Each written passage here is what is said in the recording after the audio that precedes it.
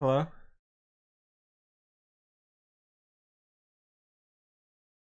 Yeah, Justin, I shared the link before I hit start stream by a couple seconds.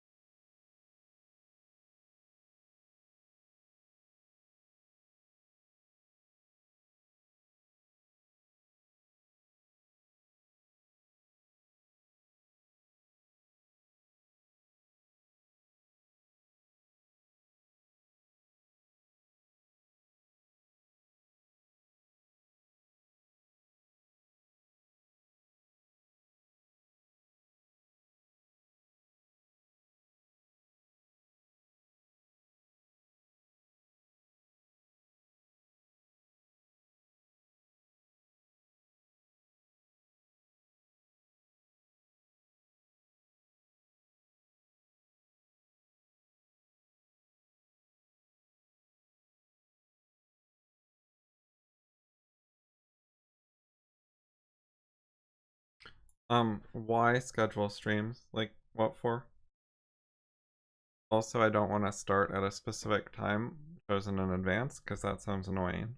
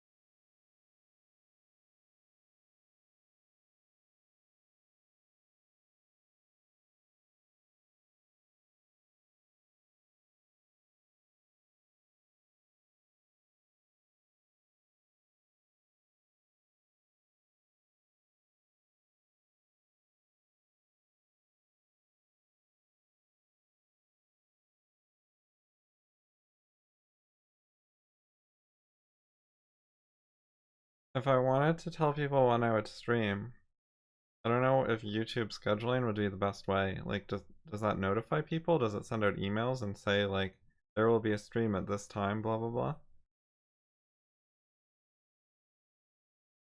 Because my first inclination, if I was going to schedule, is to just, like, announce it on a file list or something. Like, with the normal communication mechanism.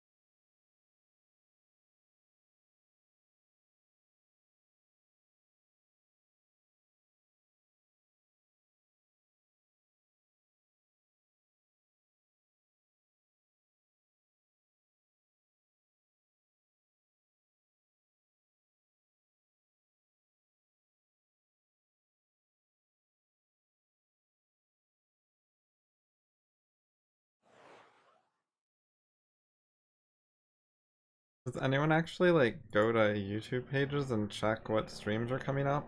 Like I never even go to my feed on YouTube. Maybe other people do, but probably a lot of FI people don't. I only go to specific videos and I get email notifications on some channels. But I never like look at all the channels I'm subscribed to and like page through all their new videos or something.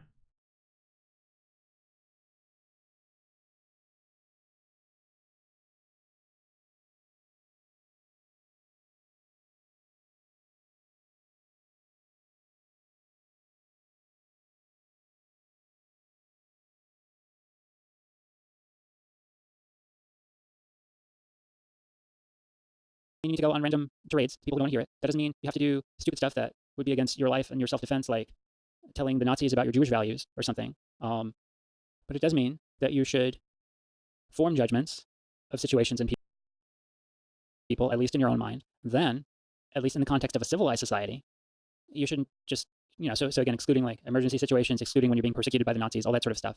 In the context of a civilized society, if people are saying something which you think is horrible, you don't laugh along with them at whatever horrible thing they're saying. You say, I don't agree with you. And I think that could be enough. The benefit there is for you. It's not like one thing that I think, like, people take a very sort of duty approach to morality, but like you have to keep your values alive, you have to live them. And in the context of interacting with others and talking about things, that means speaking up for them. It's a general principle that you should follow in a civilized society. Now, if David says if it is merely maxim that is true in a certain vaguely defined set of circumstances, it's not vaguely defined. It's basically like if it's not an emergency situation where like your life might be threatened, if Antifa knows you're a capitalist or something, then you must speak up. And this I think warrants very careful reading and interpretation. One must speak up in situations where silence can objectively be taken to mean agreement with or sanction of evil. This is absolute, and it's not letting me highlight it because they have some stupid JavaScript thing or something probably. But this is absolutely, oh, do it, maybe. Right, it's very clear. That's what I was talking about with Kate. I don't know why she assumed that it has to be like verbal permission. If your silence can be objectively taken to mean agreement or sanction or permission, then you must speak up. So you can never silently allow the implication that you agree with something and keep silent. Okay. This is absolutely key. Because there are times where somebody says something and it's just like they go off on a political rant in a situation, in a circumstance where that's not really an appropriate thing to do. And people get sort of like, annoyed with that. Although in the US, we're becoming, like, it seems like almost every, like, people just bring up politics all the time in any situation and it's just normal now. But at least it's still, that's a thing. And so if you don't say anything in that situation where, like, I don't know, it's like you're at work and somebody goes off on a 15-minute rant about whatever politician they don't like, and, it's textually inappropriate to do that. And nobody would interpret your silence objectively in a reasonable way as agreement. They would just be happy that the topic is getting dropped. Then you don't even need to get to, I don't agree with you necessarily. Like, even then it's even optional. It's a situation where your silence can reasonably be interpreted as agreement, sanction, consent to the point being discussed, whatever, then yeah, you should speak up unless, there's some really serious consequence that would follow from doing so. That's not a vaguely defined set of circumstances. That's a clear general policy for interactions within the context of a civilized society in the circumstance where not speaking up could reasonably be taken as agreement. So I just wanted to highlight this stuff. So this is from the Ethics of Emergencies essay in The Virtue of Selfishness, which is the same book that the bit that Didi quotes from Rand is drawn from. And so I was reviewing the essay that the quote is from that Didi uses. And there's a connection here, I think, because when Rand says that you should make your moral evaluation known to others when it is rationally appropriate to do so, that excludes like an emergency sort of situation. And she talks about emergency situations at length. And I bring this up because while David hasn't really specified, at least at the part of his little email that I've gotten to, I think dramatic practical implications, when he says that her statement has dramatic practical implications, like he's trying to say, maybe you would have to, as a Jew to the Nazis or something. But Rand says very clearly, it's important to differentiate between the rules of conduct in an emergency situation and the rules of conduct in the normal conditions of human existence. This does not mean a double standard of morality. The standard and the basic principles remain the same, but their application to either case requires precise definitions. And so you have something where, you're being oppressed, that's an emergency situation, and so it's an act of self-defense to lie in that situation. It's necessary for your life and your survival in a context where you're, facing violent oppression, to lie to people who want to hurt you. That is not the same situation as, somebody or a group of people that start saying stuff that you strongly disagree with, and the situation is such that if you don't say anything, they'll just assume that you agree. And so the basic idea that I'm sort of citing this for is, there's what's appropriate to do in an emergency is a little different than how you would act in the ordinary course in a civilized society with people that aren't like trying to murder you. And here she's talking about floods, earthquakes, fires, shipwrecks, temporary in nature, human survival is impossible. But I think you could also include like some brutal, tyrannical, murderous regime, which also make human survival impossible and are limited in nature and time. Although depending on what the external world to them does, they can linger for quite a while. By the way, just a side note that silence can actually be taken as acceptance in certain circumstances in like contract law, even. Well, it's not super common, but it happens. Like this novel thing that Rand is bringing up, this idea that there are certain circumstances where silence can be taken as agreement. And her basic idea is if you're in such a situation and it's a normal situation where it's not like, some sort of emergency or something, then you should speak up. And David derides this as vaguely defined set of circumstances. People take advantage of that stuff a lot. Like, some people will push the limits in the workplace and try to say things that a reasonable person would challenge if they felt free to. But they're vaguely implying that you might get in trouble with work if you start a fight, or, like they're sort of starting a fight, but if you engage with them, you might end up in trouble. If you feel that their view is the more prominent one, or HR might take their side, or you just, if you don't have a strong social network, or you're new in the workplace or whatever, people will pick on you by saying things around you that imply to some extent what your opinions are or what you agree with or whatever. People will do that on purpose when they think that there's some sort of pressure to shut you up,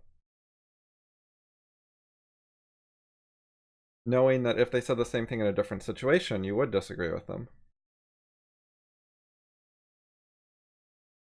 Well, they also do it when they don't know whether you disagree or not, and they just, are gonna push for it either way. And if you disagree and say nothing, they're happy. And if you, agree with them and say something, they're also happy. That's fine too. But some people are like trying to be professional at work, and other people are aggressively political with like an SJW agenda. And the aggressively political ones make it harder for the ones who are trying to keep politics out of the workplace. They push politics into the workplace, and they try to set up situations where you can't just remain neutral and say no comment. They try to make just being silent hard to get away with without it implicitly letting. They want to be able to speak for everyone who is silent. They try to establish it so they're saying they're the voice of the people, and if you say nothing, then they're just going around claiming to be your voice. That's the basic idea.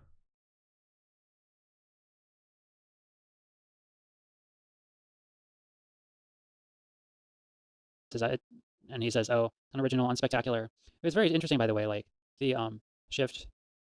Like we went from she's like outstanding, excellent, and persuasive at stuff to unoriginal, unspectacular self-help book. But anyways, I think the standard is defined pretty clearly. The issue is the application of the standard to the variety of human experience. Like determining the idea that you should speak up when your silence could be taken to mean agreement with evil. That's pretty clear, and I think that's something actually a lot of people would agree with. The issue is it can be more complicated to determine when that actually is. Trying to make that determination could reasonably err on either side, either speaking up maybe more than is strictly necessary or not speaking up enough. But one of the big problems that people have, and that I think Rand was trying to help out.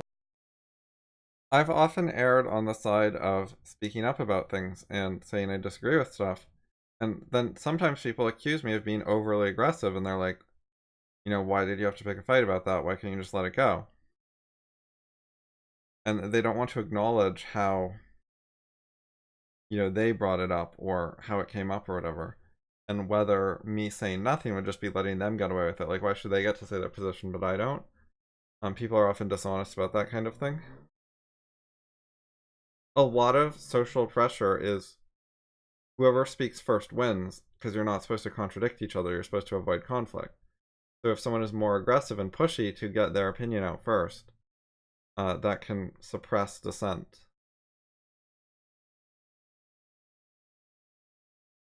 There's often an assumption that someone would only say something in a group if they knew that most of the group agreed with them. Just speaking at all can imply most of the people here probably agree with me, or at least think what I'm saying is reasonable. Because otherwise you probably wouldn't be saying it. You'd be like scared to say it. People don't usually speak out with minority opinions that are like looked down on or hated or whatever. And if they do, it's usually pretty obvious. Like they're framing it. They're like, they'll do things like complain that so many people hate them or whatever. They won't just talk as if everyone agrees with them. with with her helpful advice is that people in our culture, in our society, err very, very, very heavily on not speaking up enough when they should, because they're intimidated, because they're afraid, because they don't form moral judgments. They avoid the formation of moral judgments in the first place, and so they feel like they don't have, a judgment to go on to think something is bad, because they avoid forming it, because they're afraid of the consequences of having a moral judgment, which views people or things as negative, other people or the culture as a whole view positively. By the way, and I might have said this before, I'm recording this on a different day than the first part of the video. But one thing that bothers me is that David talks about dramatic practical implications of what presumably What's the most important philosophical law?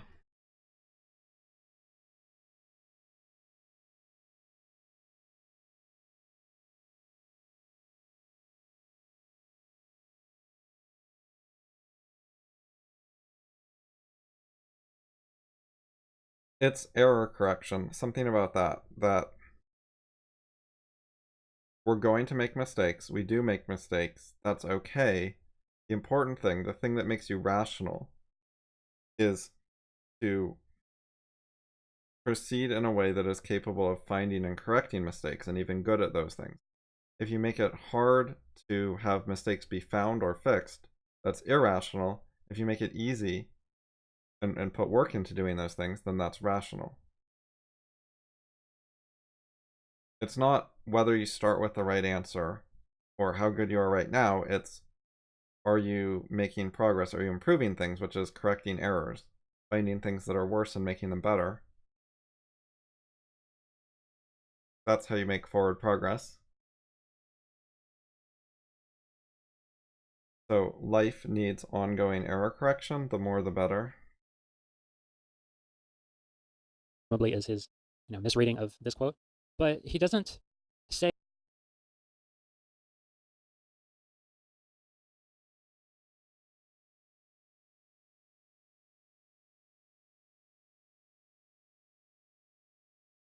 Success depends on what your goal is. Like, if your goal is to do X, then success is if you achieve X.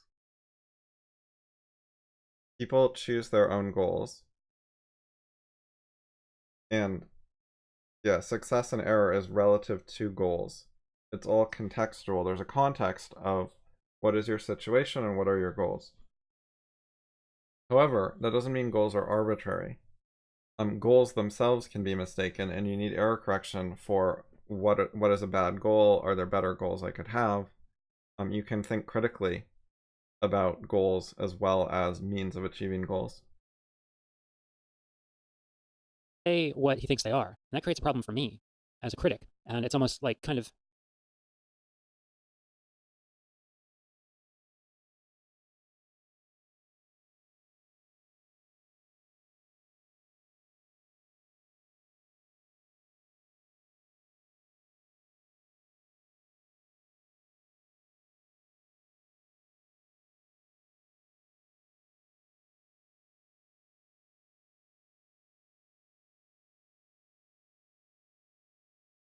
You have to start with existing knowledge. Our culture, our society, our civilization already has a bunch of ideas about what are some good goals. They have ideas like get an education, read books, learn something, get good at something, choose a career that you like,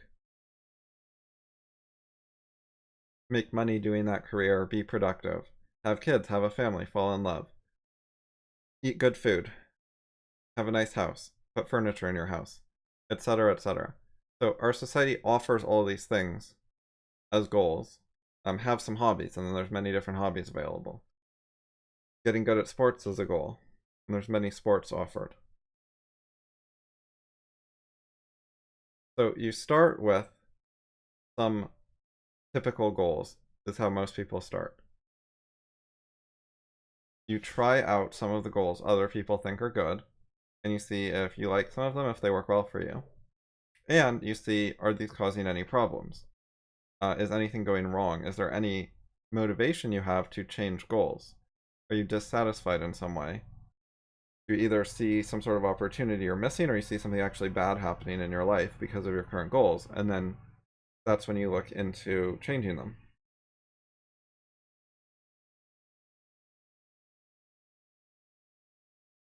You also have to have some flexibility. You have to consider, like, how confident are you about certain ideas. With very short-term goals, like I want to get dinner today, uh, you don't have to be as flexible because not there's not like a lot of scope or time to change your mind. But if it's like a career goal, for a long-term career, then you either need to be flexible so you could change careers later, you're not committed to it, or you need to be really, really confident that it's what you want, that you've already put a huge amount of thought and error correction into it. And you always want to have some flexibility because you always could be wrong. But the more confident you are, the more you've checked whether it'll work. You have found ways to investigate whether it's a good idea. The more you do that stuff, then the more you can commit to it, which means pursuing it in a way that leaves less flexibility, it's harder to change.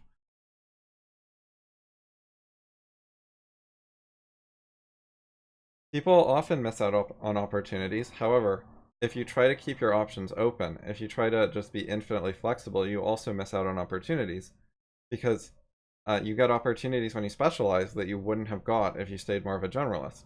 You get opportunities when you pour more time and energy into a goal. The further you get with a goal, you got some opportunities that you wouldn't have got when you were new to it.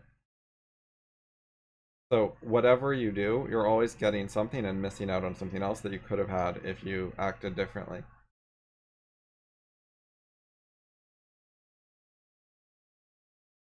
Flexibility is more important for younger people. They have less idea of what they want. They're more likely to change later. They have less experience with the world. They haven't tried as many things. They're less set in their ways, etc. I have not only predicted but caused some of the big changes in my life.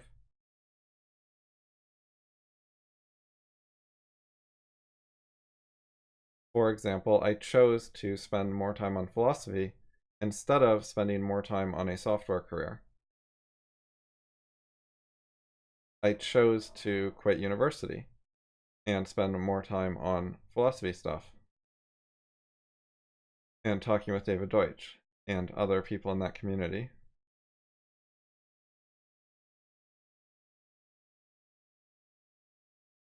I generally find I have a significant amount of control over my life.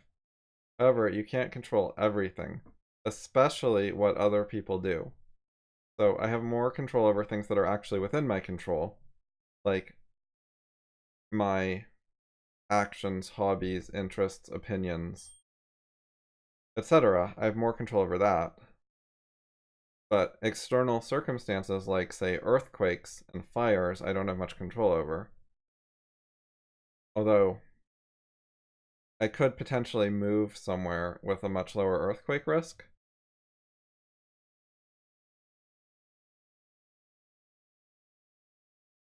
But anyways, the main thing that has come up that I don't have control over is other people's choices and actions. In particular, how interested they are in philosophy, how much they try to learn philosophy, how much they want to understand and truth seek and be rational and be honest and all that stuff.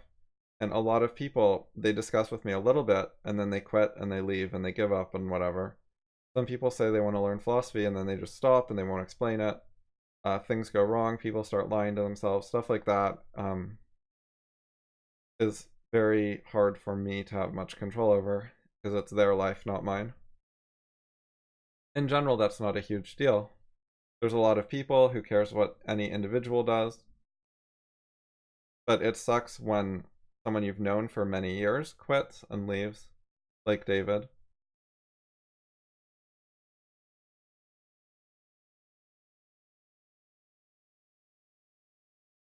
So the question, did you choose that or were other circumstances compelling you to make that choice, such as parents and anger?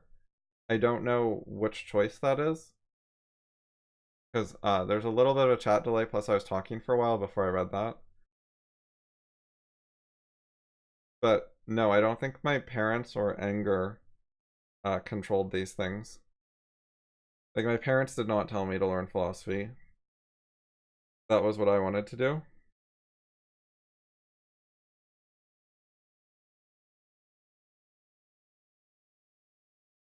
I don't think that introspection and observation are good enough for learning philosophy, because if you try to do that, you're basically making up philosophy from scratch.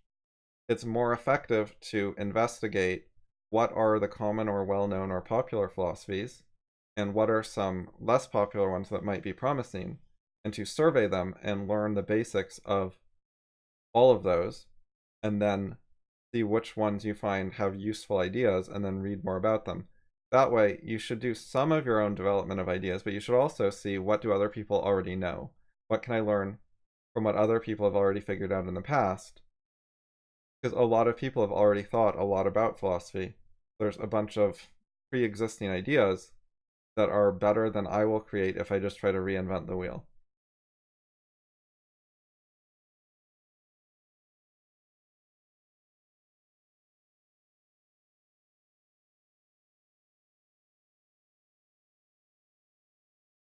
In order to be the philosopher of tomorrow, I think it's important to find out what is known today. If you want to surpass current philosophy knowledge, you should be familiar with it. You know, what does it say, what's good about it, what parts should I keep in my tomorrow philosophy, and also what's wrong with it, what are the weaknesses that I should improve on, rather than just ignoring the field of philosophy and doing your own thing. You can do your own thing somewhat, but you should also look into what other people know.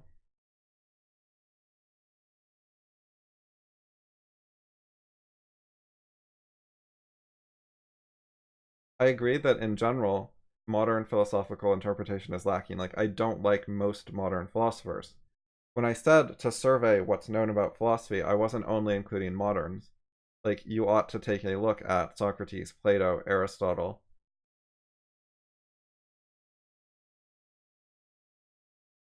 Cato, Cicero, Aquinas, Enlightenment thinkers, etc.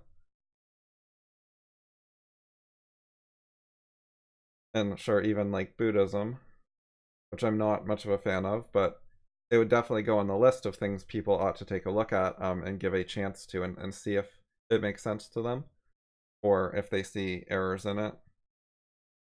It shouldn't just be like skipped over.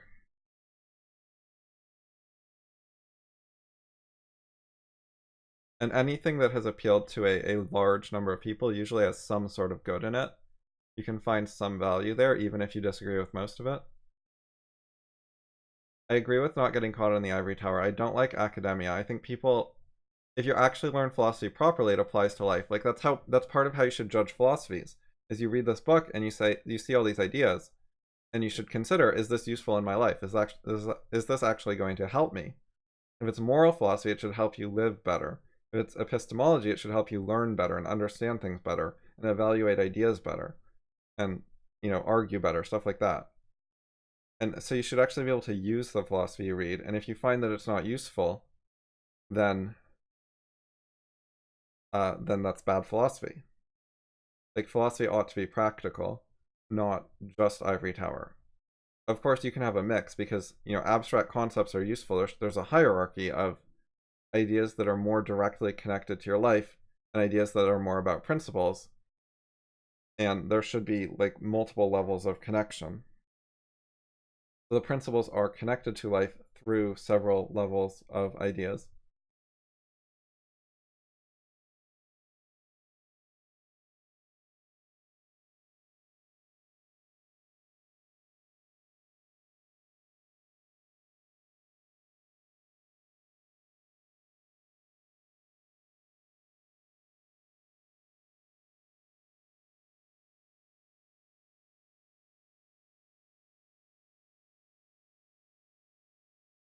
Oh, classical studies. I like classicists sometimes.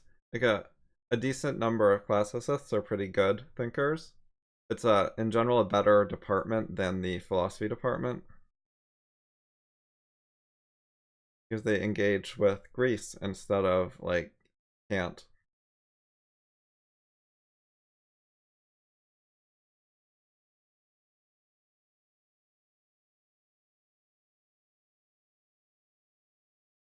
I think viewing seduction as warfare is a really bad idea. You shouldn't see it as an adversarial thing like a fight. Fighting with people is bad in general. You should be trying to cooperate with people, get along with them, or leave them alone at least. But don't try to do things that make the other guy's life worse. Don't try to hurt people.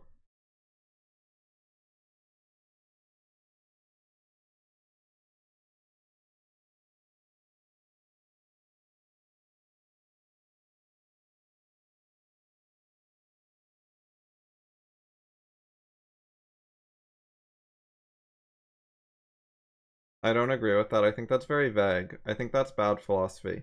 It's not specific enough. It's not practical advice. It's not universally true.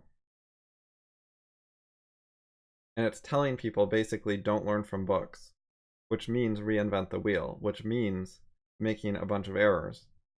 Because the knowledge that our civilization has created that allows us to be civilized has a lot of error correction in it. People have, over the centuries, found problems and fixed some of the problems and made some things better, and that's how we ended up civilized instead of uncivilized. And if you're just trying to reinvent things from scratch, you're probably going to be a barbarian, an uncivilized person. Because you will create your own new errors. If you try to invent everything yourself, you're going to make a ton of mistakes, and you're just going to be by yourself trying to fix them all. And that is a task that requires many, many people over many years to become civilized. That's how hard it is, how much effort needs to go into that. Most societies in world history have not been civilized. Civilization is like a rare thing, an exceptional thing. So it's important to be part of that instead of reject it and go your own way.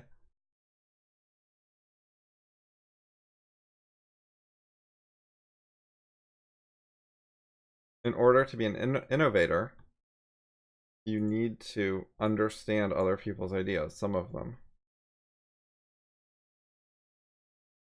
But of course I do innovate. I have new ideas.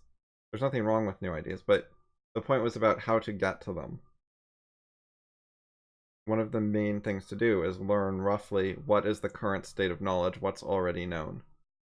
You have to learn the rules and the current ideas before you break the rules and have new ideas that are different, because you want to build on what was already made and find areas that you think could be improved. That way you're adding something to our civilization's knowledge instead of making something separate all by yourself.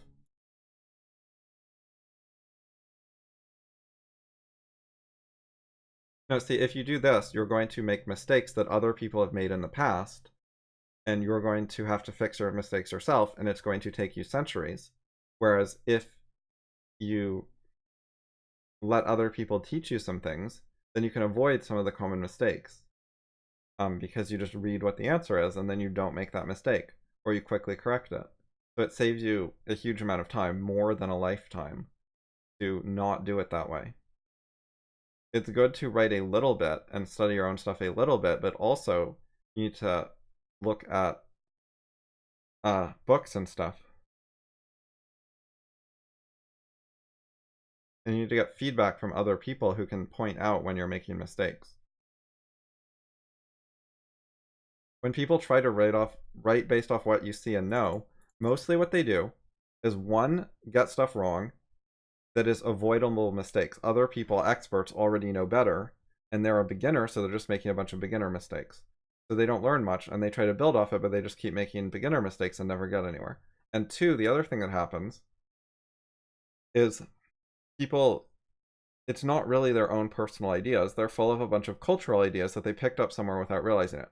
Everyone already has philosophies that they got from the TV, from their parents, from their teachers at school, from magazines, even if they never read a book, from friends, from what they heard from other people, from the radio, etc., etc. There's so many ways that information gets to us. So it's not really your own ideas when you try to just look at stuff and think for yourself. What people end up doing when they're untrained and they don't know how to be a philosopher is they use conventional ideas, they use mainstream ideas. A lot of it is quite unoriginal and repetitive with what other people do. It actually takes knowledge to get away from the common ideas. That's part of what you can learn in philosophy books, is what are the common ways people think, and then what are some actual alternatives. You can see how you're falling into standard patterns without even realizing it. That's one of the things philosophy teaches, is how to actually be an independent thinker instead of, without realizing it, falling into normal thoughts.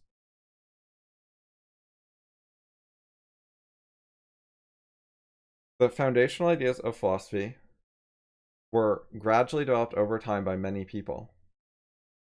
Socrates did not start from scratch. Before Socrates, there was Thales and Anaxagoras and Pythagoras and Parmenides and Heraclitus and Xenophanes, and on, Homer and Hesiod. So Socrates came in many generations after philosophy had already gotten started, and he learned a great deal from previous people, previous thinkers. He didn't just figure everything out himself. He added some things, but he didn't do it all by himself. Previously, so the very, very beginning was hard, was rare. Like, it is rare for someone to go from sort of nothing to something. It was very gradual, it involved lots of people, and at some point, a few great men, or maybe even one, maybe Thales, maybe someone else, had some sort of innovation that got the ball rolling, and then other people are able to add to that.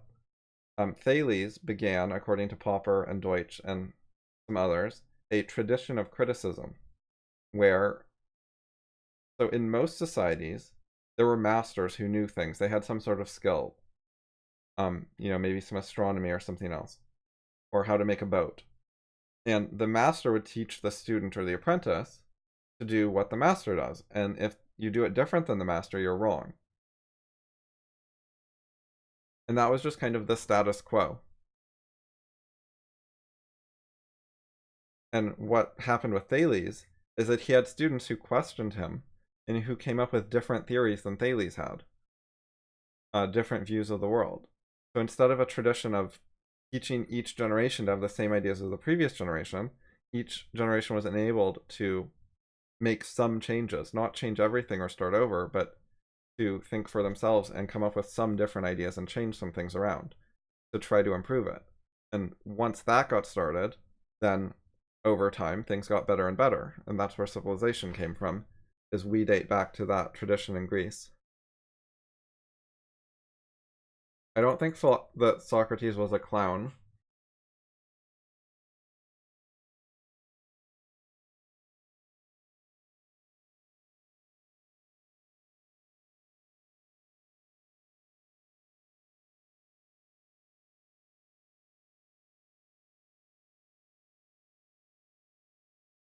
I don't think there is a natural archetype of human nature, if you mean a genetic one. I think that war and soldiers are in general bad, something to be avoided. War hurts people, it destroys wealth, it destroys home and foods and computers and vehicles and so on. It causes suffering and misery and death.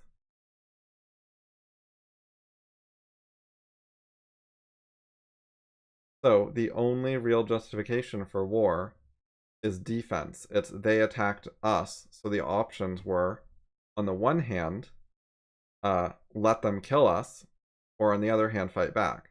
Because then fighting back actually decreases the destruction.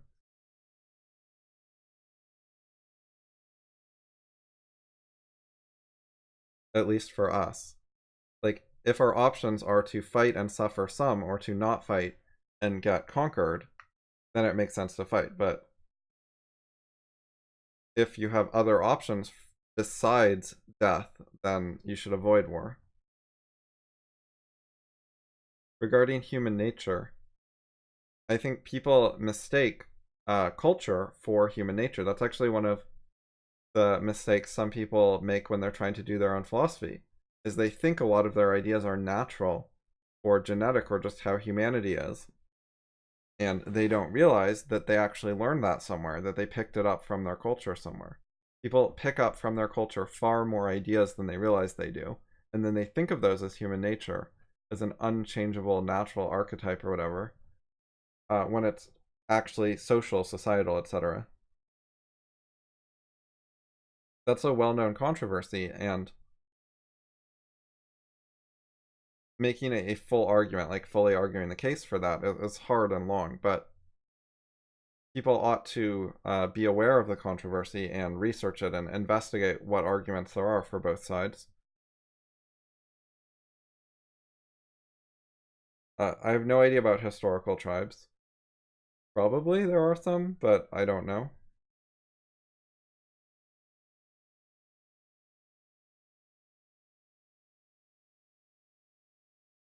But that wouldn't tell you anything because all of those historical tribes were in somewhat similar situations with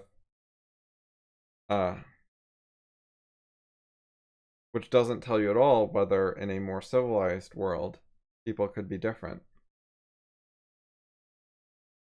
The past has been full of static societies where there was very little thinking and progress and creativity. There was a lot of suppression of dissent and suppression of innovation. And so if you look at a bunch of tribes that are all that type of tribe, and you see warriors in them, that doesn't mean warriors is part of human nature. It could mean that warriors is part of static societies in dangerous worlds, for example. And you do need warriors if you aren't good at communication and negotiation and problem solving and so on. But as people get better at that, then they can fight a lot less. And you see the modern civilized democracies do not go to war with each other. So the naturally tribal thing is the same kind of thing. Our genes do not say anything about tribes. Our genes tell us, our genes control our height, our muscles, our gender, stuff like that.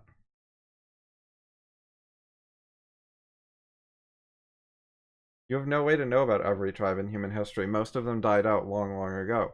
Some of them died out quite quickly. Maybe the ones with warriors got killed off, with no warriors got killed off very quickly, and so there's no records left. I don't know what the quote ego is. Like, I think that's a confused concept. I think it's vague. But I think the mind is beyond genetics, that that our thoughts are not determined by our genes. And whether to live in a tribe, how to view people and socially interact with other people, is an issue of ideas and culture and society, not genes.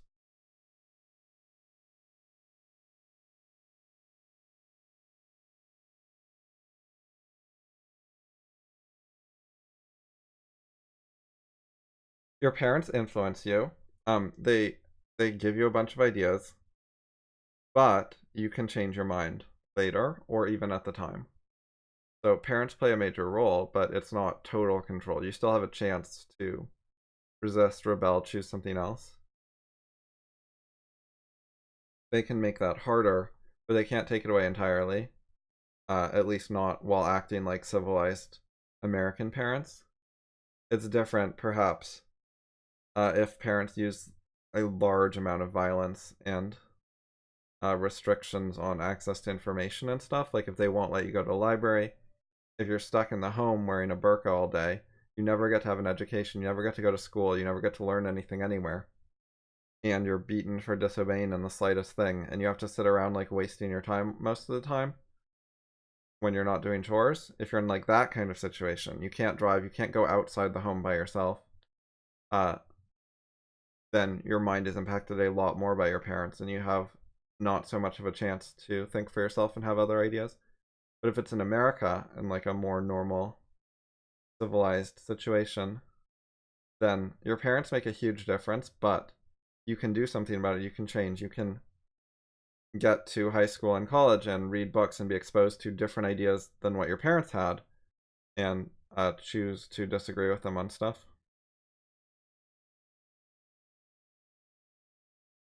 Forgiving your parents will not change your ideas very much. It can be a useful individual step, but it doesn't solve most of the problems that they have indoctrinated you with tons and tons of ideas. They've taught you a certain way of life, and parts of it are good and parts of it are bad. And forgiving them doesn't really have anything to do with the process of questioning your life and your ideas, examining, introspecting, etc., and then trying to decide some of the things are mistakes. No, I haven't read Nietzsche. I've only read like small passages or quotes. I did not think he's appealing.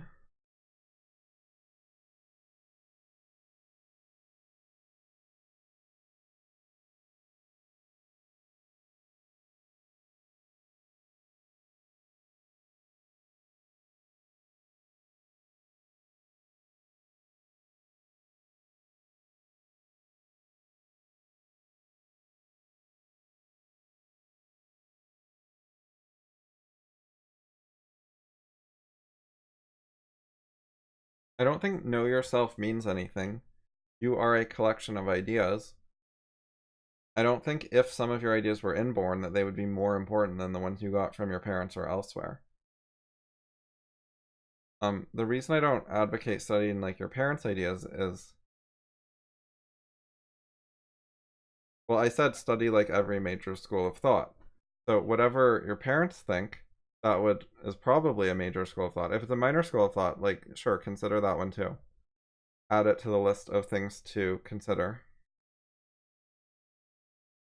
Most people's parents aren't philosophers, but they still teach a lot of ideas about how to think about life, how to deal with situations.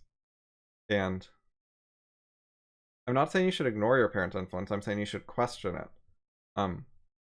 You're going to get a lot of ideas from a lot of sources during life, and the important thing is to have some awareness of what you got from where. Why do you think it's any good? What was the reason you had for accepting it? What is it for? Is it working? Like, pay attention to what's going on.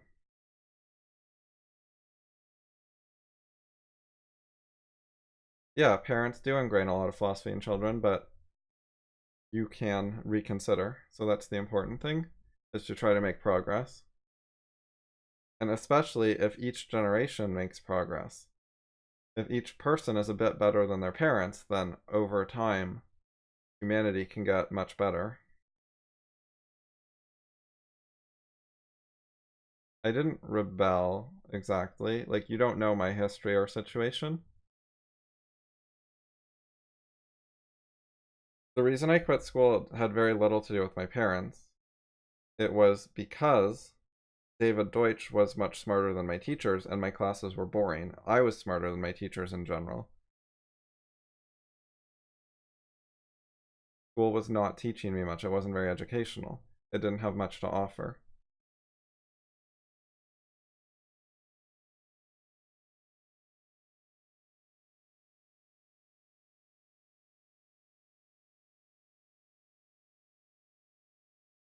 I think, if anything, that says something good about my parents, but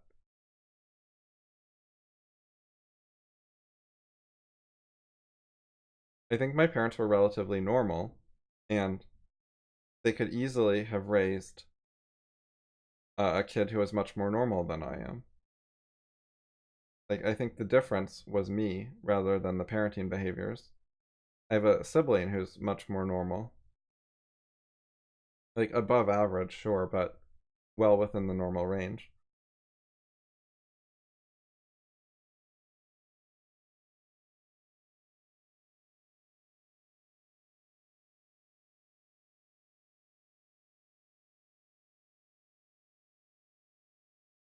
Intelligence is kind of a vague word. There's a lot of like mental or intellectual skills that matter, like problem solving. I think productivity and results don't contrast with each other. Like, you're productive if you get results. Productivity is sort of, yeah, getting results, basically, producing results.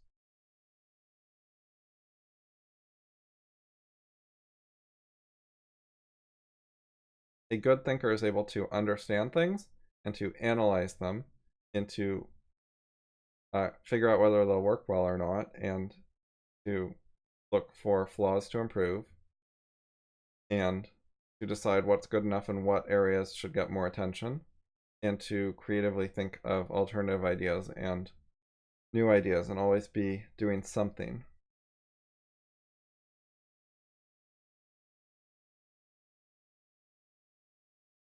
Right, the stereotype of like the really smart nerdy guy who's actually bad at a lot of stuff is that person. If they're bad at a lot of stuff, that means they're not smart in all ways. They just have certain skills. Being really good at math is not being really smart in general, it's just being good at math. And if a dumb man has a bunch of quote street smarts, if he has different skills that help him in a bunch of situations like dating or job interviews, he also has skills.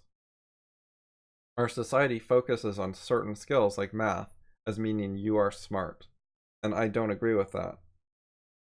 I think most people don't use very much math and are overly impressed by things like rocket science. There's certainly value in math and rocket science, and some people should specialize in them, but being able to specialize in them or choosing that doesn't make you smarter overall. A lot of people are narrow-minded, and if you get them out of their specialization or expertise, they're kind of dumb. So someone who's good at truck driving and repairing cars and stuff like that, if you ask about something totally out of his area of expertise, like fashion or math, he'll do a bad job. And for some reason, his inability at fashion, no one thinks he's dumb because he doesn't know fashion, but he doesn't know math or rocket science, and then people think he's dumb. And that doesn't make sense. And then it's the same thing with the math guy. Most math guys, if you ask them about like car stuff, they're not going to be good at it. But no one calls them dumb because our society is just really focused on math. But there's the concept of a Renaissance man or a well-rounded thinker, and I think it is possible to be good at most things, to be good at whatever you try, to be good at learning so that you can take up many different hobbies and be good at whatever you want, and that's much rarer. And people are not great at recognizing who is actually smart in that way.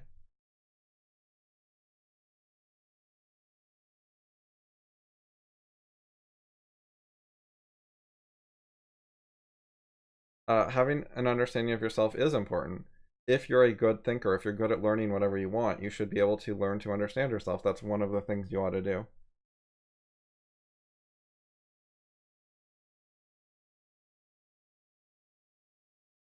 Yeah, you can definitely be analytically intelligent, but emotionally or socially deficient in some way, like bad at getting along with people, but good at math. That's exactly the stereotype, and that kind of thing is common.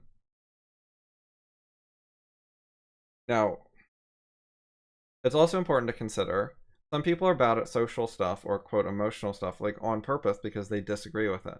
So it's one thing to be bad at it because you just lack skill and you're trying to fit in and get along with people and you just don't know how. That is a lack of skill. But on the other hand, some people actually object to and disagree with certain social conventions. Like they think small talk is boring. So it's not that they're bad at it, it's that they don't want to do it. I mean, they are bad at it because they didn't put a lot of effort into learning it. But the reason for that is not inability, it's a free choice that they are more interested in math and they don't like small talk.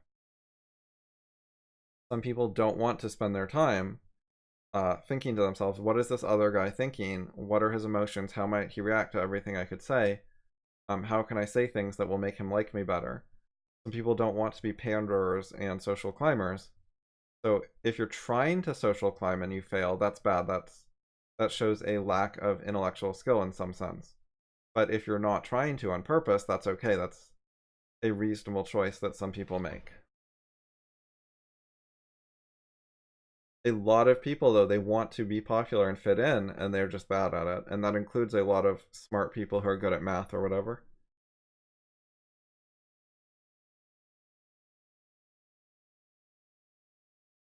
I do not have very good childhood memories. Like, I don't have a lot of memory of that stuff. But I can tell you that I liked chess when I first tried it. And I started playing chess at age 4 or 5. And I played in my first chess tournament at age 8. And I took chess lessons and then played in lots of tournaments and so on. I was also very good at math early on and had some interest in science. I don't really know about philosophy. early on. Like, I think maybe I would have been interested in it if I was exposed to it more, but I wasn't exposed to very much. I didn't like have many philosophy books to read or look at or whatever. There was no philosophy class in school. Um, but I didn't know what all my options were as a young child.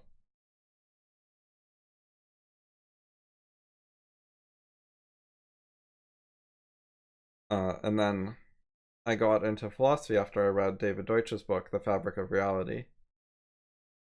And then I found out about epistemology and Karl Popper and stuff. Prior to that, I did have some interest in the Greeks, but it was, uh, and I think I read The Last Days of Socrates in high school or something. But I was also interested in Greek mythology and other stuff. It wasn't all philosophy.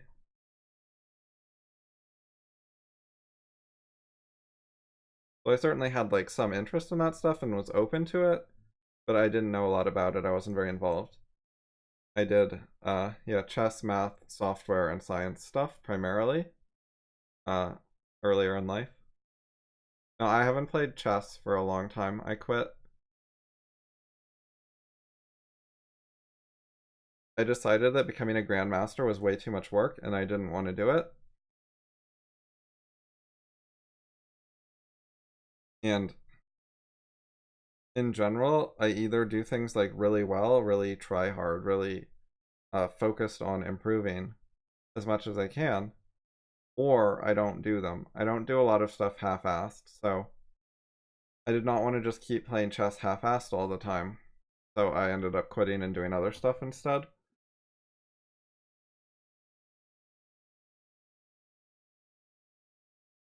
But it's not as fun when you're staying at the same skill level and treading water. So for me, I would have had to either put in the effort to get better, or it got less interesting and fun for me.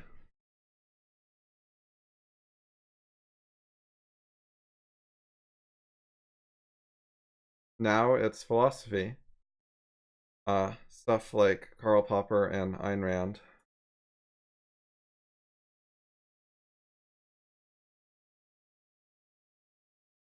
Books like these, ideas like these, and trying to improve on them. I write stuff like I've written all these essays.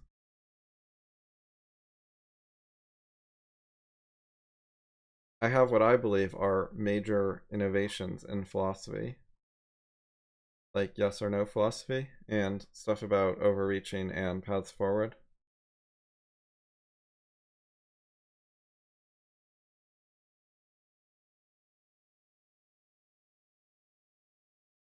I don't know about the laser focus. I've heard that before, and it is reasonably common to be like hyper into something and ignore a lot of other stuff and then switch. And I think there's some reasons so that would go with being a great thinker. One is that great thinkers want to make progress. They want to actually be moving forward. And so what that results in is putting in a lot of effort in order to achieve that, and then actually sometimes finishing things. Like a lot of people just sort of have the same hobbies forever, whereas I will sometimes finish something and decide, okay, I've gotten as far as I want. I made all the progress I want. I get the idea. I understand this now. I'm done with it. Like I used to watch a lot of movies, and I rarely watch movies now.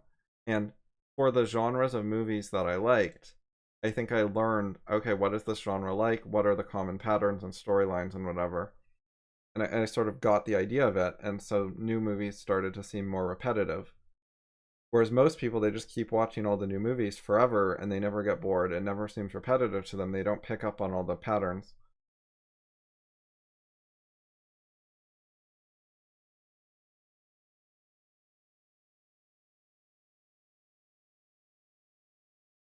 And yeah, another good thing about great thinkers is they actually can get interested in something and focus a lot of attention on it.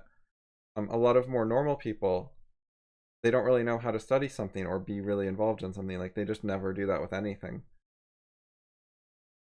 Or if they do it with something, it's like, um, I met a new guy at the bar yesterday. How long should I wait to reply to his text?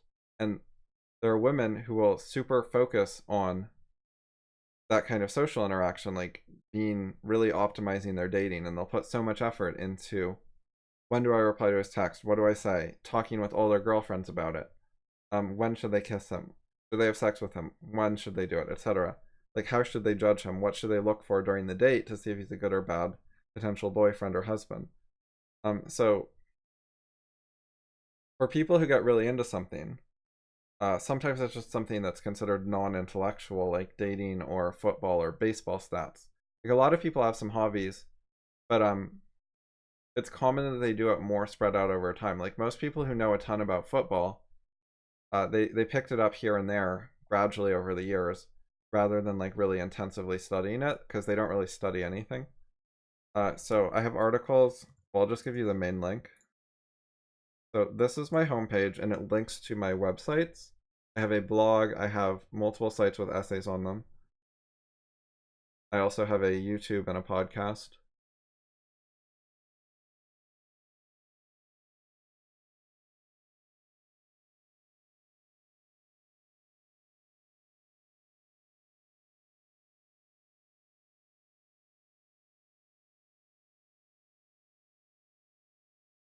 But I think also a great thinker can have multiple interests and can multitask and switch things. Like yesterday, I spent part of my time doing some philosophy stuff, and I spent part of my time doing some software work, and also some time doing other stuff.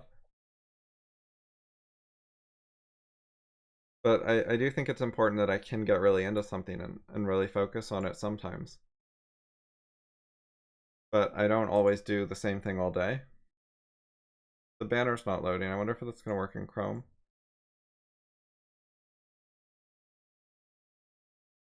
I don't know what's wrong with that banner. I've seen that problem before.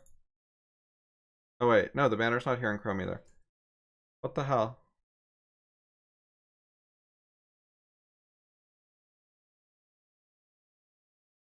My banner totally loads if I go to the direct address.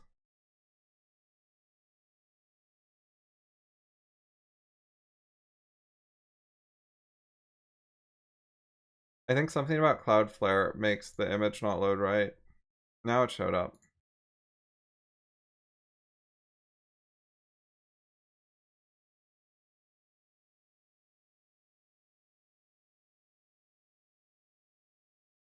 Well, okay, there's different types of multitasking. Like, sometimes I'll do philosophy for, say, 4 hours, and then I get a bit tired and it's time to take a break and eat some food.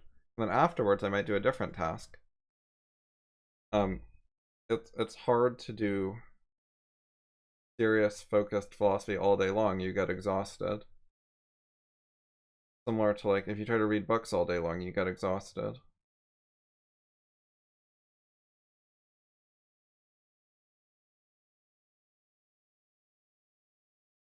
I've read over 400,000 words in one day, but if you do that, it's very, very tiring. I could not do that every day, even if I was interested.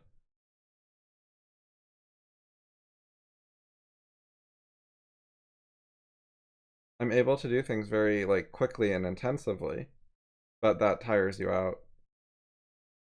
And also, I have reasons to do other things. For example, I do paid software work.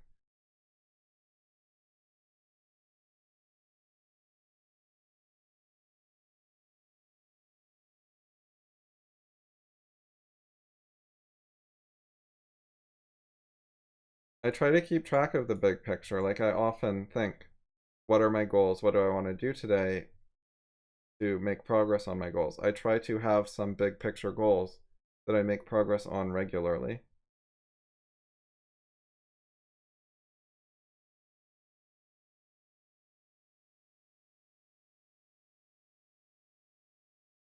I freelance. I do Rails work. It's primarily for an old client with Rails 2.3, and I work on like some XML APIs and other backend stuff with Rails. Software is not my focus, but it's a good activity. I like to do some of it. I'm still interested in it. But it's not a focus for me to get a lot better at because I'm more interested in philosophy.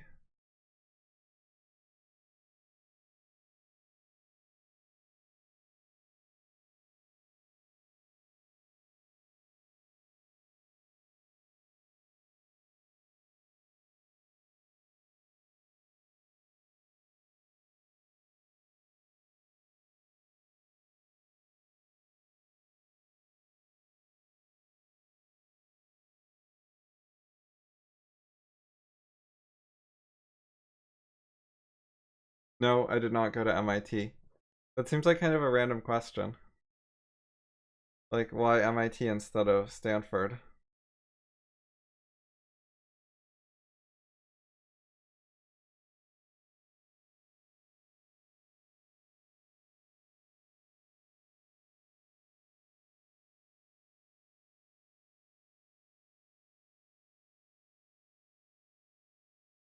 I think schools like MIT are overrated in terms of how good they are at educating, but I think that they're very good if you want to social network, if you want to make friends with people in high places, because everyone who's trying to like really climb high in society tries to go to places like MIT, and then they all meet each other and make friends with each other, and then they can do favors for each other later.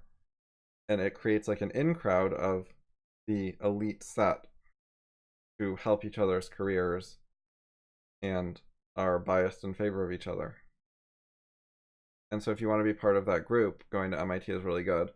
But if all you want is to learn about a topic, let's say software, then MIT is okay, but I don't think it's particularly very much better than many, many other schools, or learning on your own, learning with online courses, doing a boot camp, other options.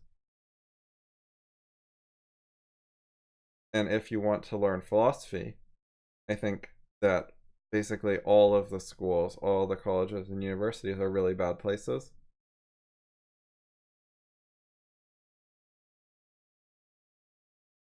I don't know what a polar magnetic shift is. I don't like the EPA in general, for political reasons.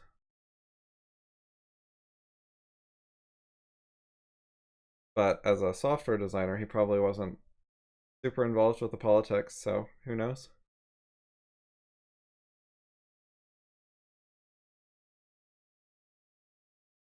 I'm not a fan of the government in general. Like, I think it should be more limited and stick to core functions of what it's supposed to do, like protecting people, running the police, the army, the courts, and mostly just leave people alone to be free. The point of a government is to prevent violence. I read about this on the Free Liberalism website. What the hell?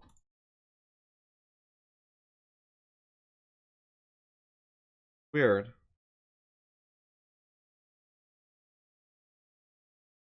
Okay, so apparently there's like a typo in that link.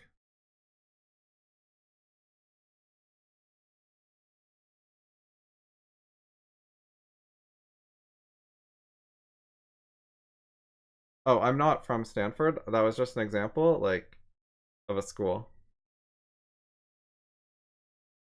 And I dislike Sam Harris. I have 3 blog posts about him.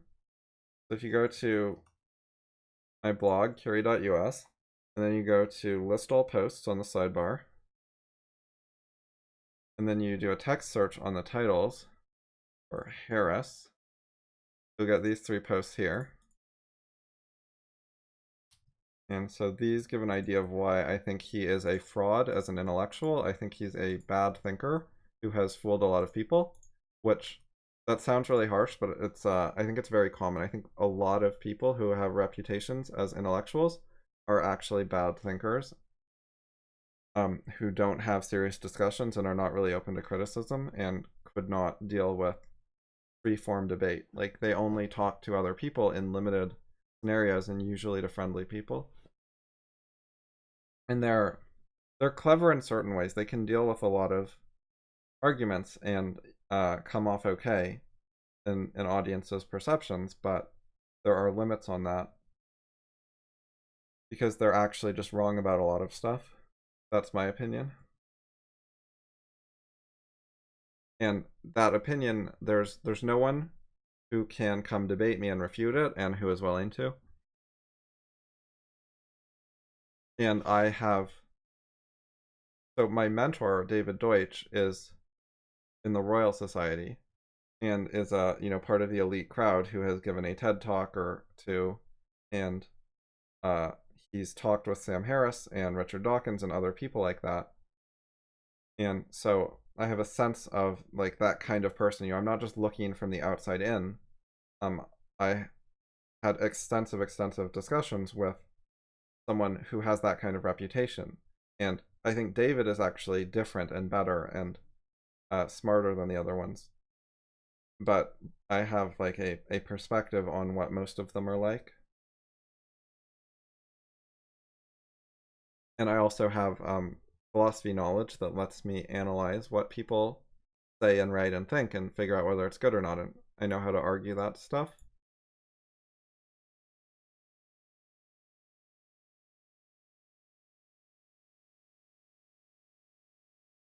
I'm not sure what you mean by you could challenge him. If you have a criticism of a David Deutsch idea, feel free to share it. I run the discussion community for essentially David Deutsch fans, or I mean, it's also my fans, but I helped edit his book, The Beginning of Infinity. I'm very familiar with his writing and broadly agree with it. So, the vast majority of his views, if you have a criticism of it, then you're also disagreeing with me. It would be a criticism of my views, so I would also be interested in it. And so would other people around here, like Justin. Anyways, about government, I was just gonna link this article that talks about the classical liberal perspective. Wait, error, edit, and try. What the hell?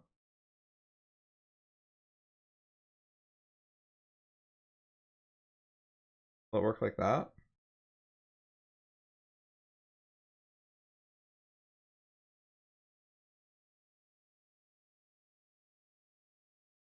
It's blocking me from my own chat. Like, what the fuck is this? Let's try live chat. I don't know what's wrong with YouTube. Okay, well, I agree with the multiverse. If you have a specific, like, refutation of it, that would be important to the physics community. If you found something that all the physicists were missing, feel free to tell us.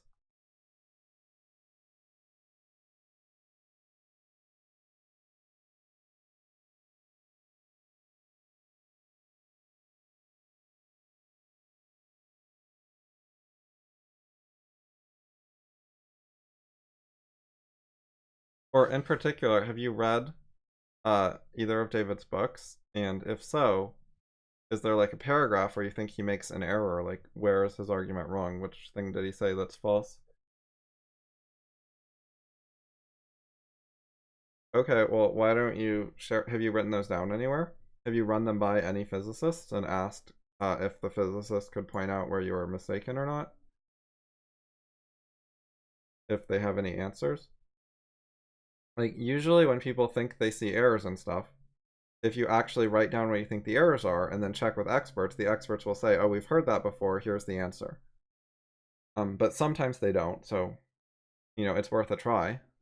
That way, either, you'll impress them and they'll be interested, or you'll get an answer, which are both good outcomes.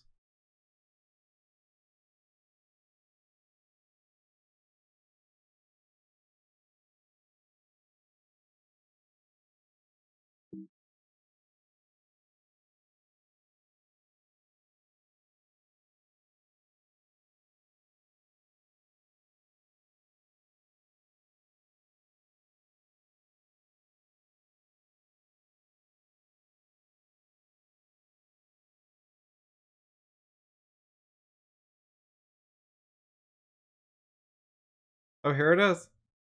Total typo right here. Alright, well, fix that link.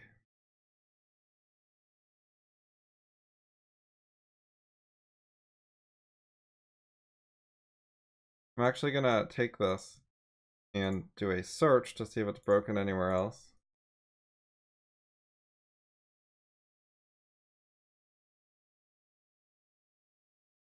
Alright, so nothing else came up.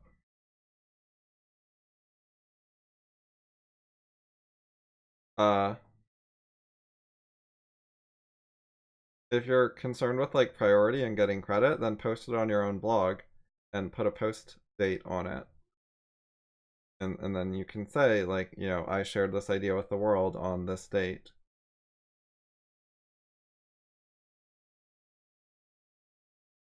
If you're not ready yet, you know, you can take your time and develop your ideas more. But I think the sooner you get feedback, the better in general. Because, I mean, from my perspective, the odds are that you're mistaken. And so it's better to tell people earlier and find out what your mistakes are so you can improve your ideas rather than keeping to yourself longer and continuing down a mistaken road that was like an avoidable mistake.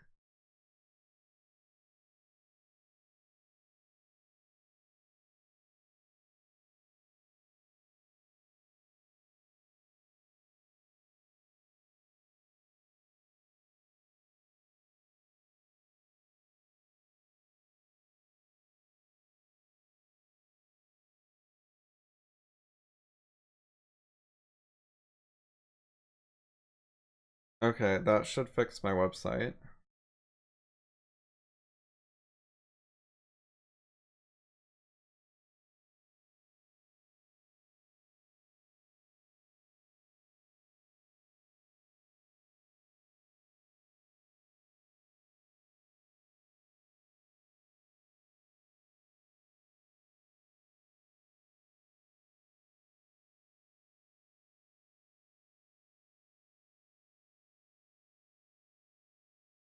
Um, okay, well, I'm skeptical of that, but infinity is definitely a tricky area.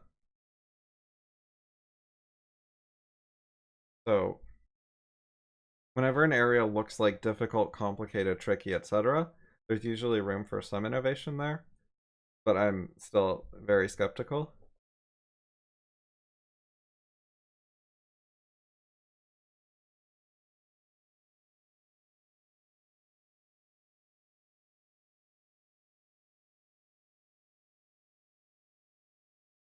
Have you read the beginning of Infinity, by the way? Because David talks about infinity in that book.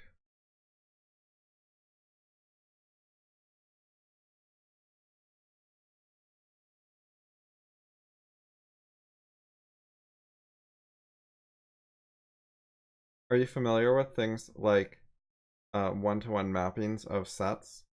Like mapping the positive integers to the positive odd integers, for example, and why the set of integers is a larger infinite set, a larger category of infinity, that, I mean smaller than the real numbers.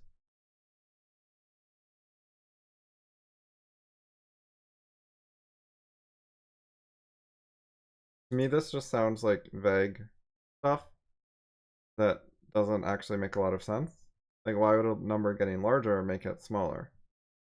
But if you have actual math details, then, you know, I'd be willing to look at them, I think. At least a little, if you wanted. Or you could go to like a math forum or a physics forum and ask people there.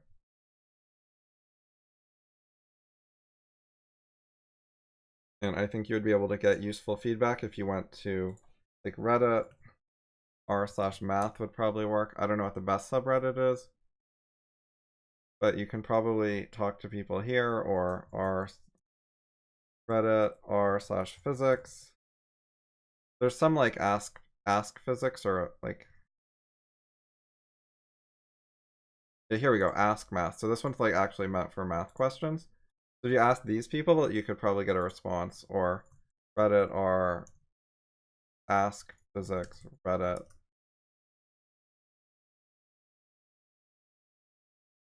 Okay, well, good luck with that. Here is a place where you can ask physics questions. There's also physics forums. So there's this website. I'm sure there's something similar for math. And then also, if you go to, you can go to my discussion groups here, and you can use any of these. If you want to ask about math or physics stuff, especially if it's related to David's work.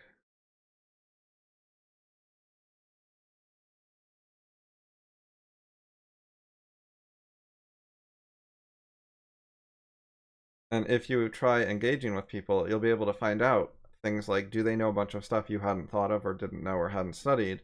Are they making like good points that you need to learn about? Or on the other hand, are they just saying a bunch of dumb stuff that makes no sense and you like keep telling them why they're wrong and they don't listen? You can see what happens and see if it's more like one or the other.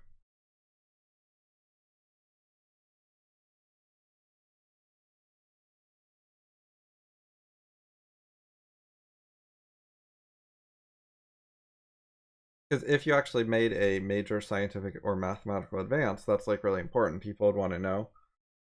And if you didn't, then it's good to get your misconceptions corrected.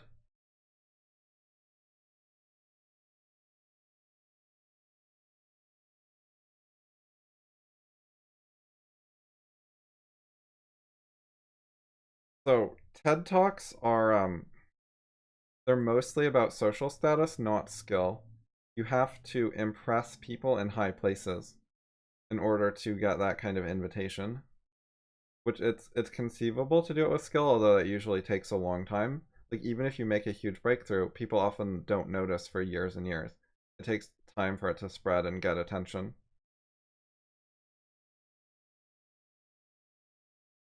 So if you're not going the social climbing route, like if you haven't already done social climbing, if you're not on your way to that path in a field that TED actually cares about, then it's very hard to get a TED Talk in a few years. Even if you merit it on skill, it would normally take longer than that to get it via skill rather than social climbing. And also, if you're going to start social climbing, that also takes more than a few years. That it's very hard to do the social climbing stuff unless you actually like sort of plan for it from childhood and like go to a good school and start getting involved in the right things early on. It's hard to make a mid-career switch into that stuff, although it is possible. I do not really like TED Talks. I think most of them are bad and not that intelligent. Although there are certainly some that are pretty good. But I think like on the whole it's overrated in the way they pick speakers. They pick a lot of speakers who are sharing bad ideas and no one gets to really criticize them. They just give a speech and no one points out what's wrong with it. There's not really a feedback mechanism for errors to get corrected.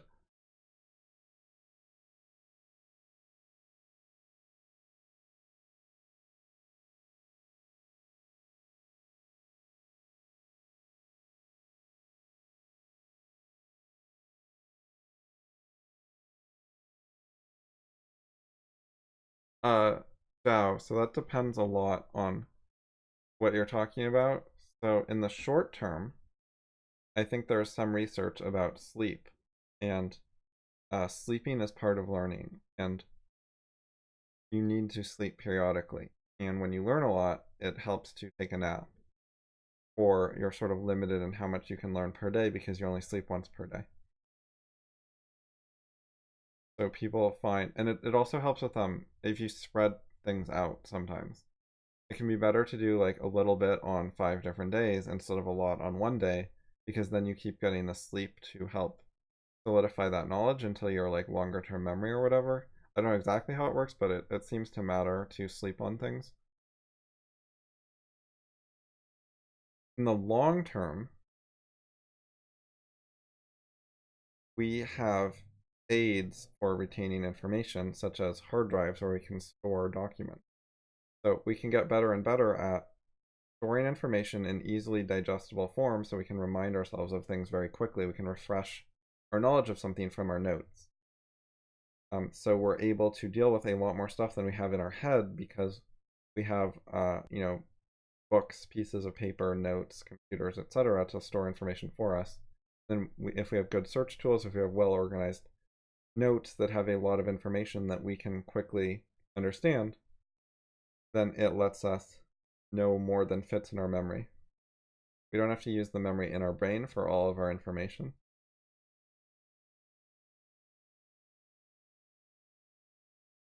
On top of that, another really important thing is organizing our knowledge well. Like if you make a tangled mess, it's harder to know as much. If you have well organized knowledge and it's efficient and it avoids redundancy, like if you know more principles, then you can know more. you need to find ways to combine multiple ideas into one idea that covers them, like a principle that explains multiple underlying ideas. And every time you do that, you're reducing multiple units to think about into one thing, this new principle, or at least higher level idea. So you subsume several ideas into one idea. And when you do that many times, you get the original ideas are level 1 ideas. And you get, say, 100 of them, and then you find patterns. You find, oh, these 10 can be explained with this one new idea. And these 5 over here can be explained with this one idea, and so on. And now these new ideas you've created that explain the previous ideas, those are level 2 ideas. And once you get a bunch of those, you can combine those and find the patterns in those and get level 3 ideas. And you can keep working your way up the hierarchy until you have level 20 or 50 ideas. And the more you do that, the more you can understand at once in less quantity of information, because you deal with higher level ideas that express more important stuff, more knowledge, while being a smaller number of ideas. You can have less to remember because you're remembering more principles. But then if you actually need the low level details again, to go into detail on some point, you can either, sometimes you can remember it, but you're not always going to. You can refresh your memory. You can work it out again because you understand what you're doing enough, or you can go look it up again or check your notes or whatever.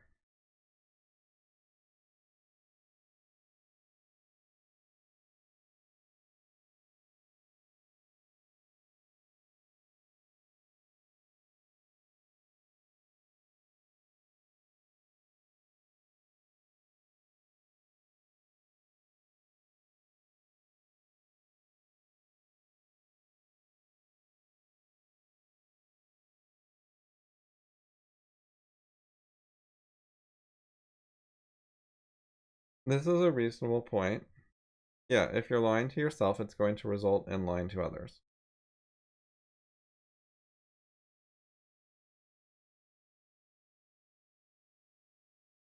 Here is a link to this discussion thread.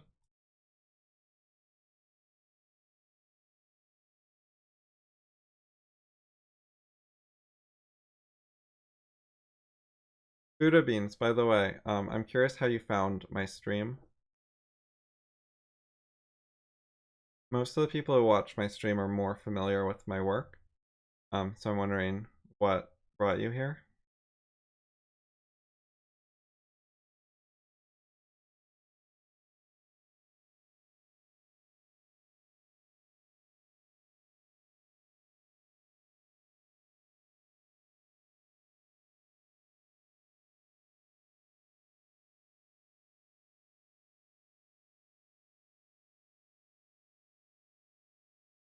This participants thing is buggy, like it often doesn't show people who are definitely there.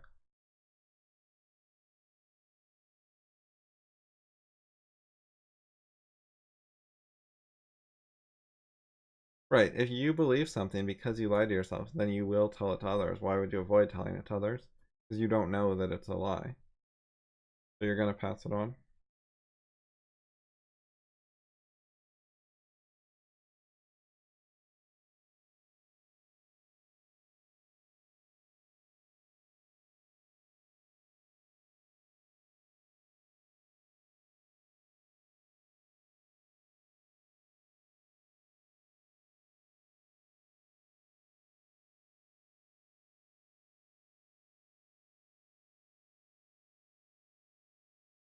So Alyssa was trying to make a narrow point, and Kate is saying she doesn't like that perspective. She doesn't want to look at it that way. She wants to focus on other things. And like there's some merit in that, but also what Alyssa said was okay on its own.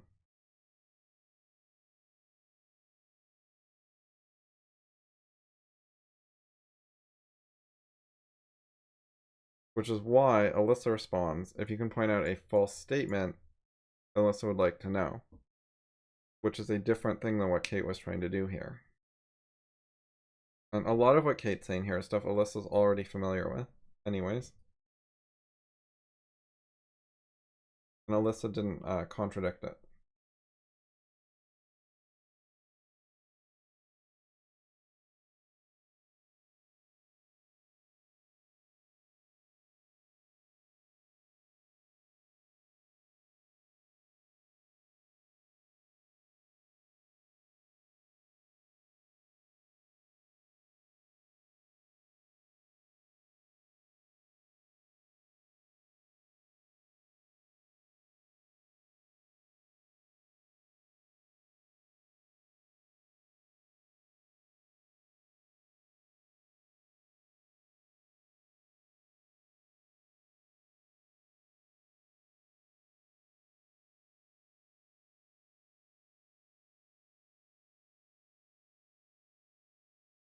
Okay, but Alyssa did not claim that. Alyssa did not state that that is true.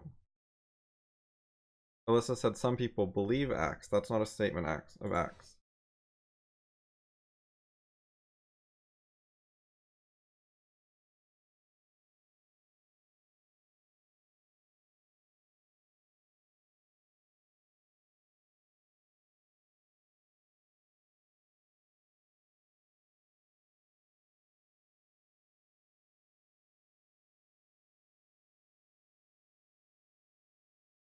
Oops.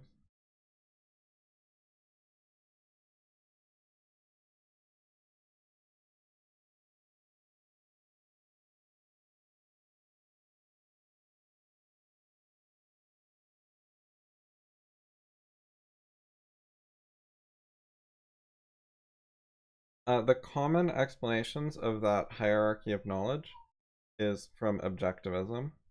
Objectivism talks about unit reduction. Like that. You can get similar kinds of ideas from Popper and Deutsch, but offhand I don't know like a specific place that they talked about it. It wasn't a theme that they emphasized in the way that objectivism does. And when I say objectivism, I think it might be in Intro to Objectivist Epistemology. I think Rand talked about it somewhere. But also Leonard Peikoff has emphasized that and talked about it a lot. And it's kind of well known in the objectivist community, whereas I don't think it would be well known in the critical rationalist community.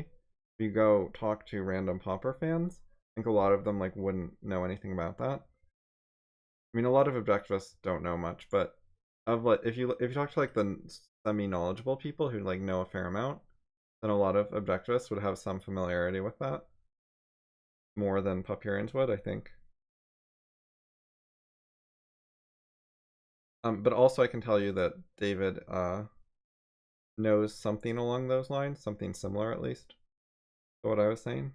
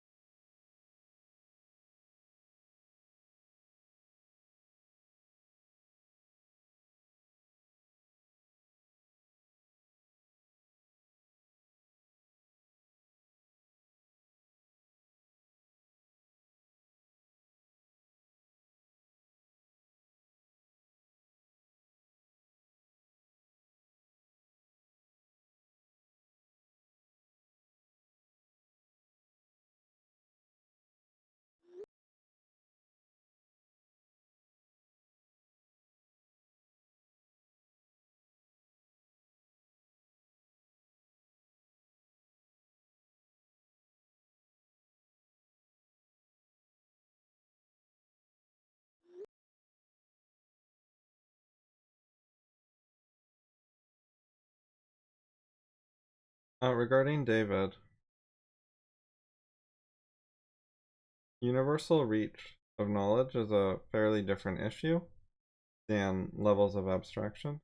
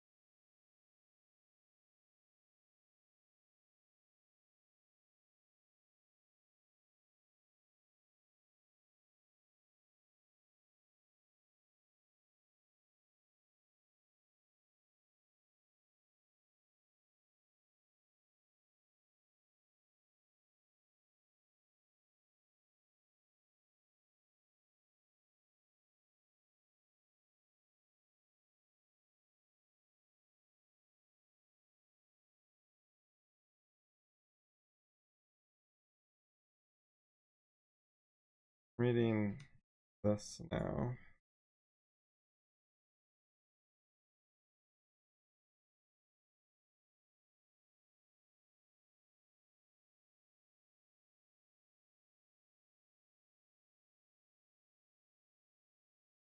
Right. Some people like don't really talk to others about sex, for example. They're like really shy about it and they never talk to people about it. So they could lie to themselves about sex. They don't end up talking to others about it. That would kind of require not having children, because if you avoid talking about sex ever, that like implies something to your children that sex is like not to be talked about or whatever. So if you don't have children and you avoid certain sort of similar situations, then it could be something you just kind of never talk about. Especially if you also don't have sexual partners. Then you could have like really bad ideas about it, but they're only very relevant in the privacy of your own home when you like watch porn and masturbate or whatever. Do you never tell anyone about that?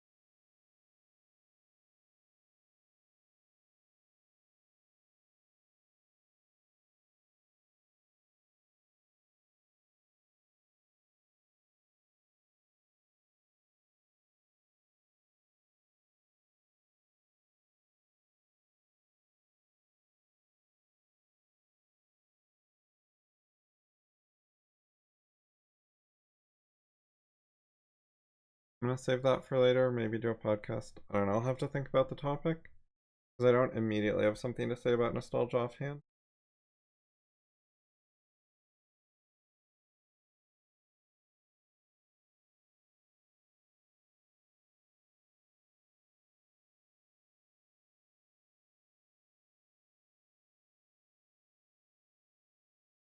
I'm guessing this is time zone related. Because I tend to stream during the daytime in the US Pacific time zone. And I think N might be in Europe or something. So the time zones are quite a ways off.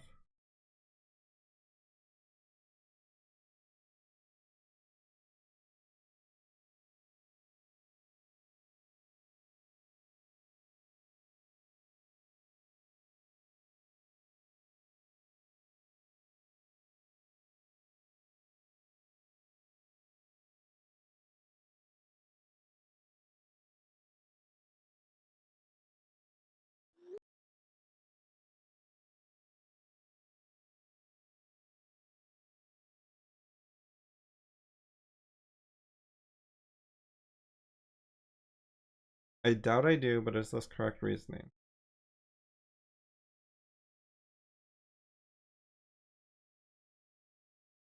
Maybe they mean I doubt I'm correct, but is this correct reasoning?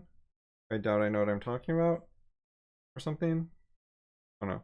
Genes cause changes in environments. That is vague, but I guess.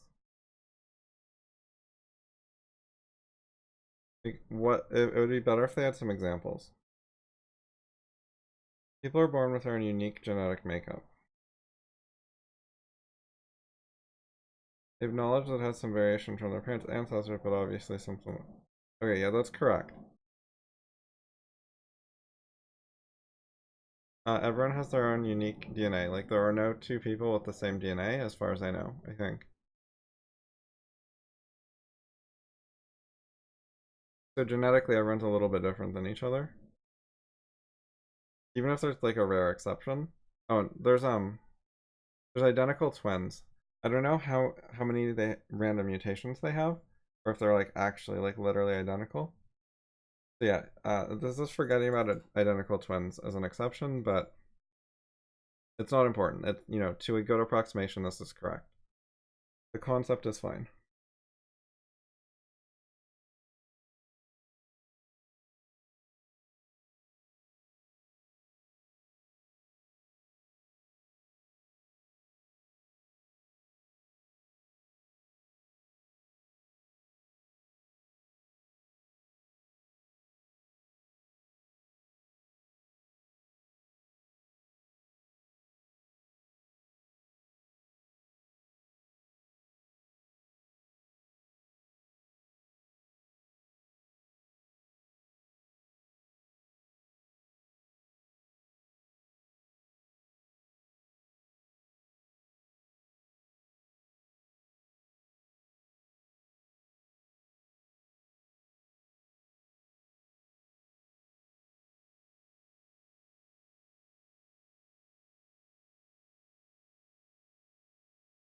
They have something. Temperament sounds too much like personality.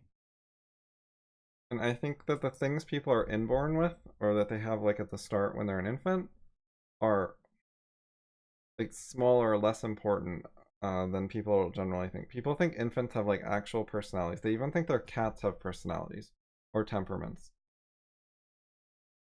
So there are behavioral differences like between infants. Some infants cry more than others. Some infants smile more than others. Some infants are quieter or louder. There are certain differences. Some infants are grab certain kinds of objects and like are look a lot at certain kinds of objects and like rattles or mobiles, those little like things you can put above them and spin. And then other infants are like less interested in those or are more interested in other things like a pink blanket or a stuffed animal or whatever.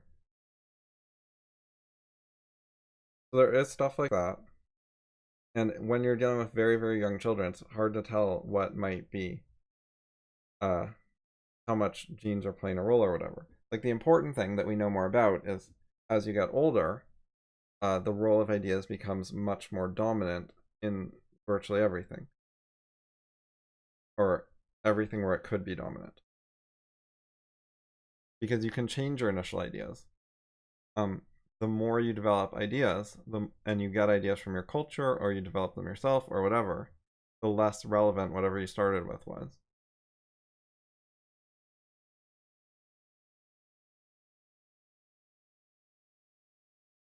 And then there's also stuff that parents react to genetic traits, not just behaviors, but also physical characteristics, size, hair color, gender, etc.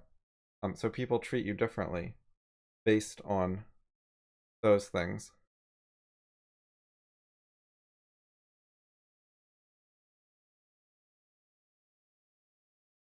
So genes can play a role in that way, which is different than being like initial conditions or giving you ideas or something like that. Like that's a sort of non-intellectual way where they interact with culture. And anyways, yeah, some sort of butterfly slash chaos theory effect leading to wildly different slash unique outcomes. Yeah, I agree with that. Like people are extremely complex, and how parents treat children based on what kind of tiny little differences is extremely complex. And people's thinking and how they deal with and process all the ideas in our culture is extremely complex. And there's so much complexity in the ideas of our culture and our society and our civilization. When you put everything together, you got, major outcome variations, such as I'm very different than my sister.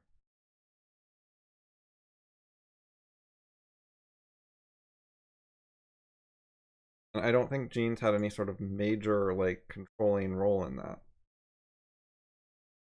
We both have brains, which are universal knowledge creators, which are capable of learning anything that can be learned. And they're similar processing speeds, similar amount of memory, etc. And our environments were similar. You know, we grew up in the same area with the same, roughly similar amounts of money,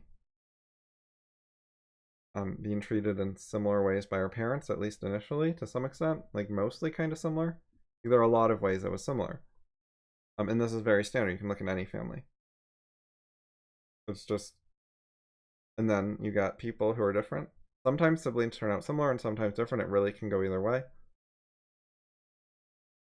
Yeah, there's plenty of scope for complexity, and sure, free will as well.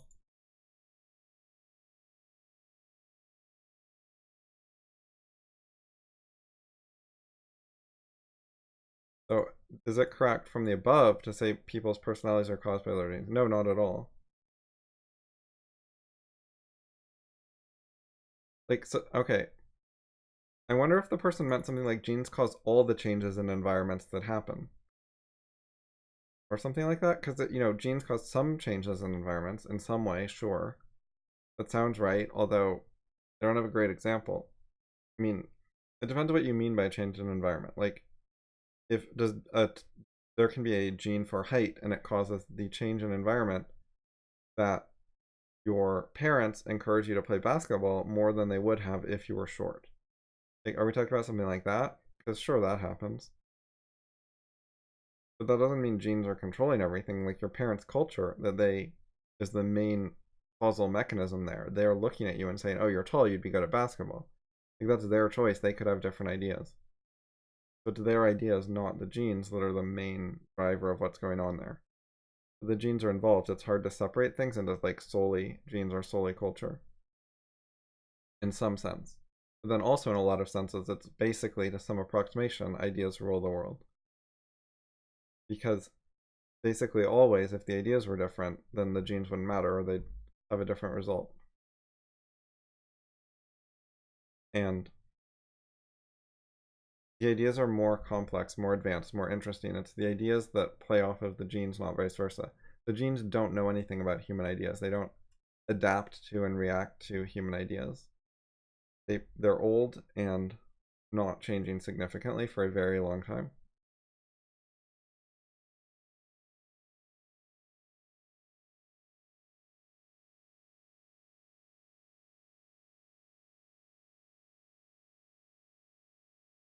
I'm gonna take a little break, BRB.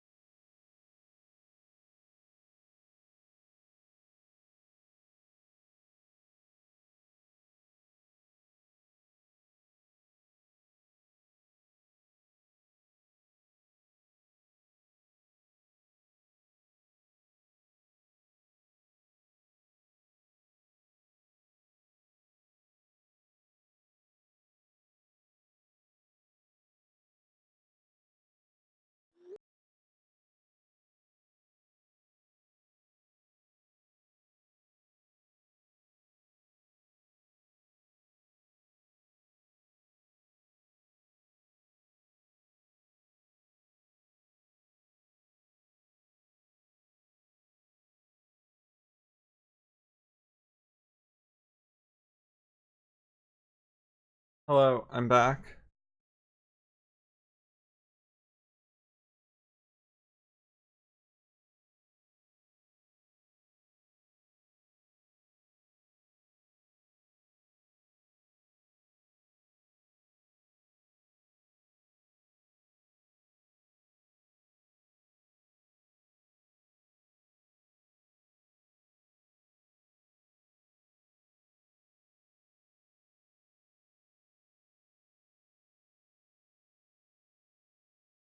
What is SL?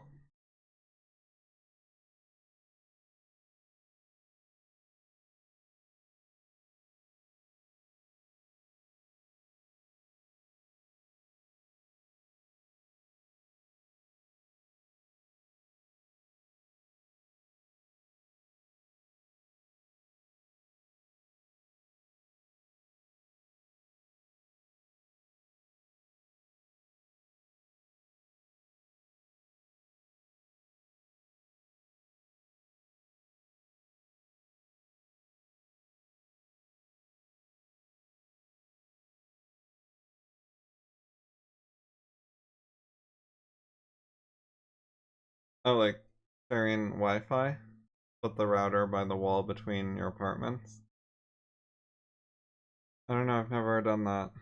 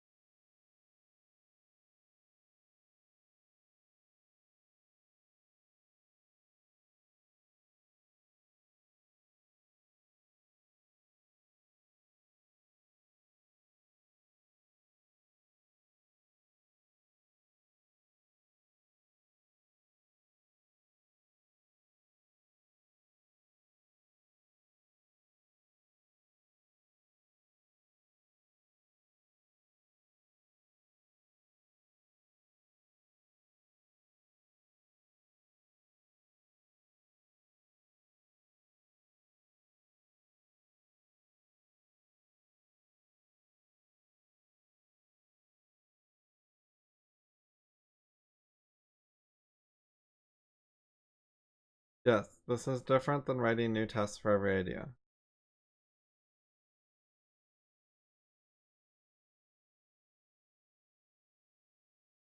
One way this happens, and a good way to do this, is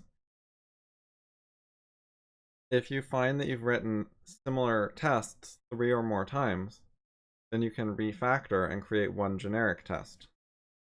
The same as if you write 3 or more similar functions when you're programming, then you refactor and make a more generic function, so you're not repeating yourself. If you write unit tests for every idea individually, you will repeat yourself a large amount. Many different ideas will need some of the same types of testing, so you'll be repeating testing knowledge.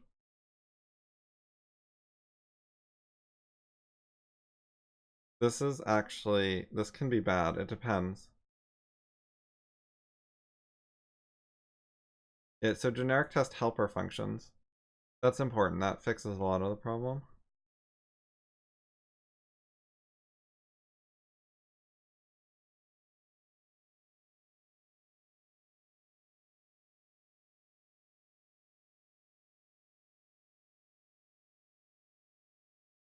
But you can have actual generic tests, like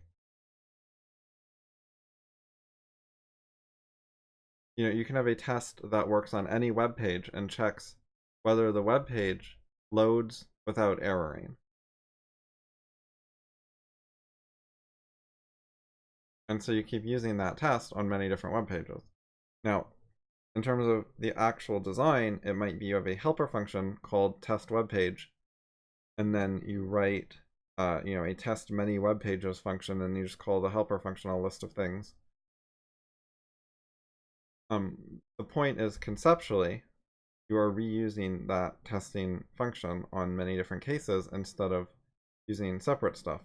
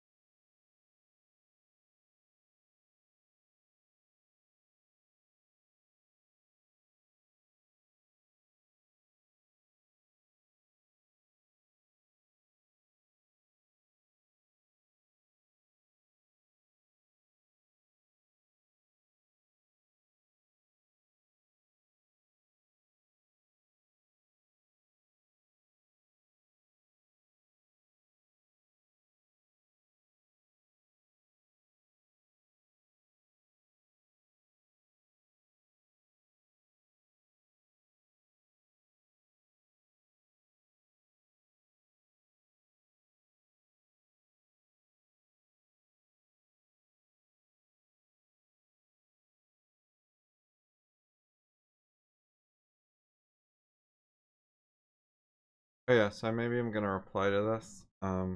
I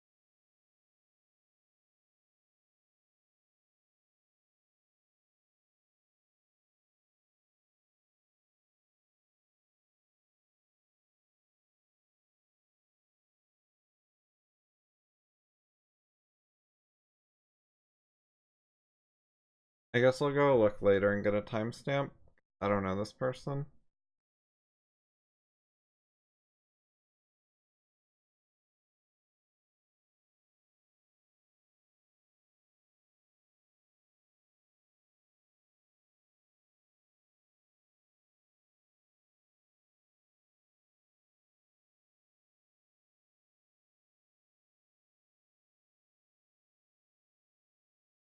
Oh yeah, this book.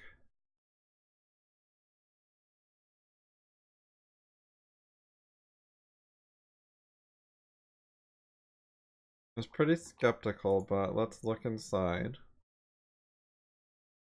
and read a little. So the preface is the preface by the author. That's the important thing. Because I do not want to read a preface or introduction or whatever by someone other than the author.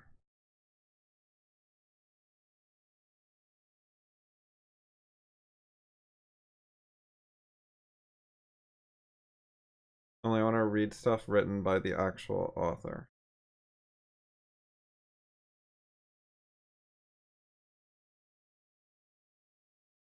Okay, it looks like it's not a guest introduction. That's good. Law 1. Never outshine the master. Judgment. Always make those above you feel comfortably superior. Your desire to please and impress them, do not go too far in displaying your talents, or you might accomplish the opposite. Inspire fear and insecurity. Make your masters appear more brilliant than they are, and you will attain the heights of power. Wait, this book is about how to suck up to people. This sucks. I don't want to read this. Like, it's in favor of sucking up to people.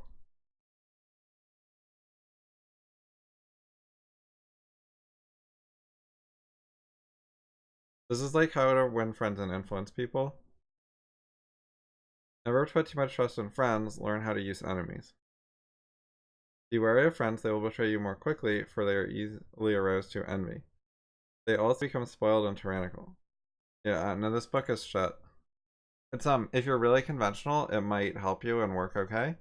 But if you're an intellectual, then this is not the way you should be dealing with life.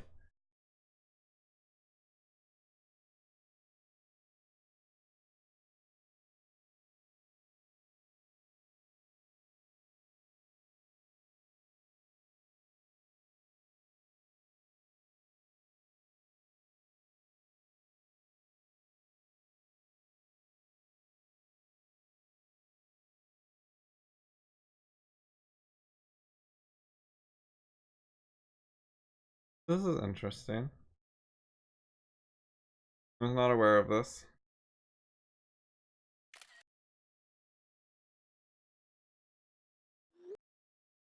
I'm gonna pocket this.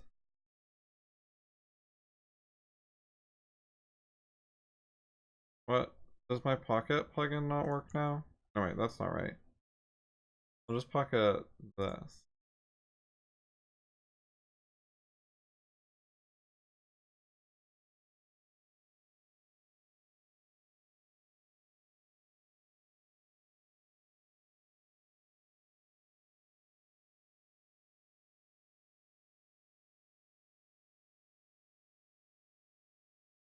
It's supposed to work on Twitter, but Twitter did an update and there's no longer a pocket button. Oh well.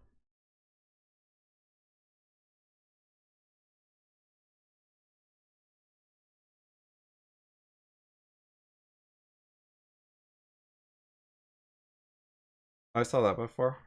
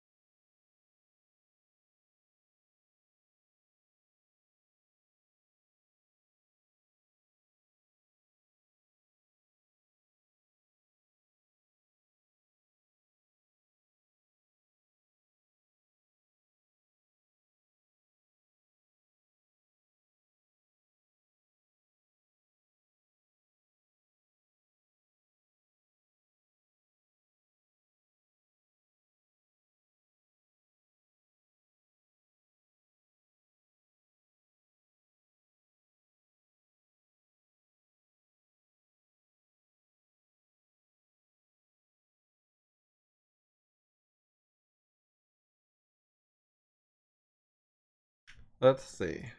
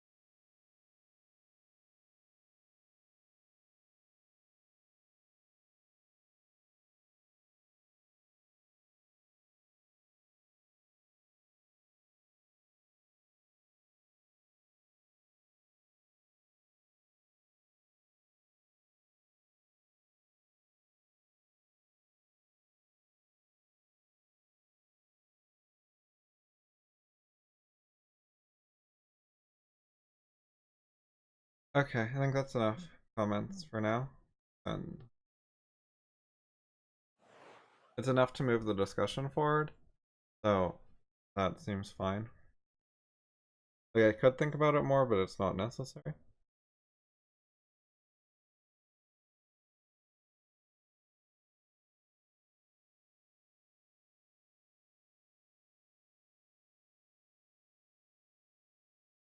Alright, I'm gonna go back to this.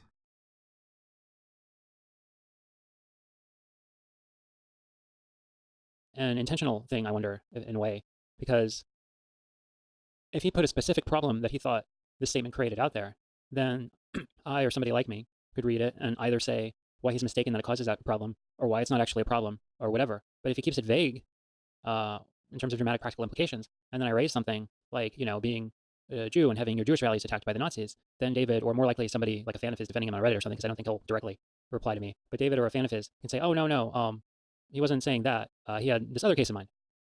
And so that's a problem with not writing a more thorough, serious criticism, not having a way of having follow-up discussion when you deal with intellectual issues in a way where you trash great thinkers in email asides to fans where there's no possibility really of getting like further follow-up or clarification.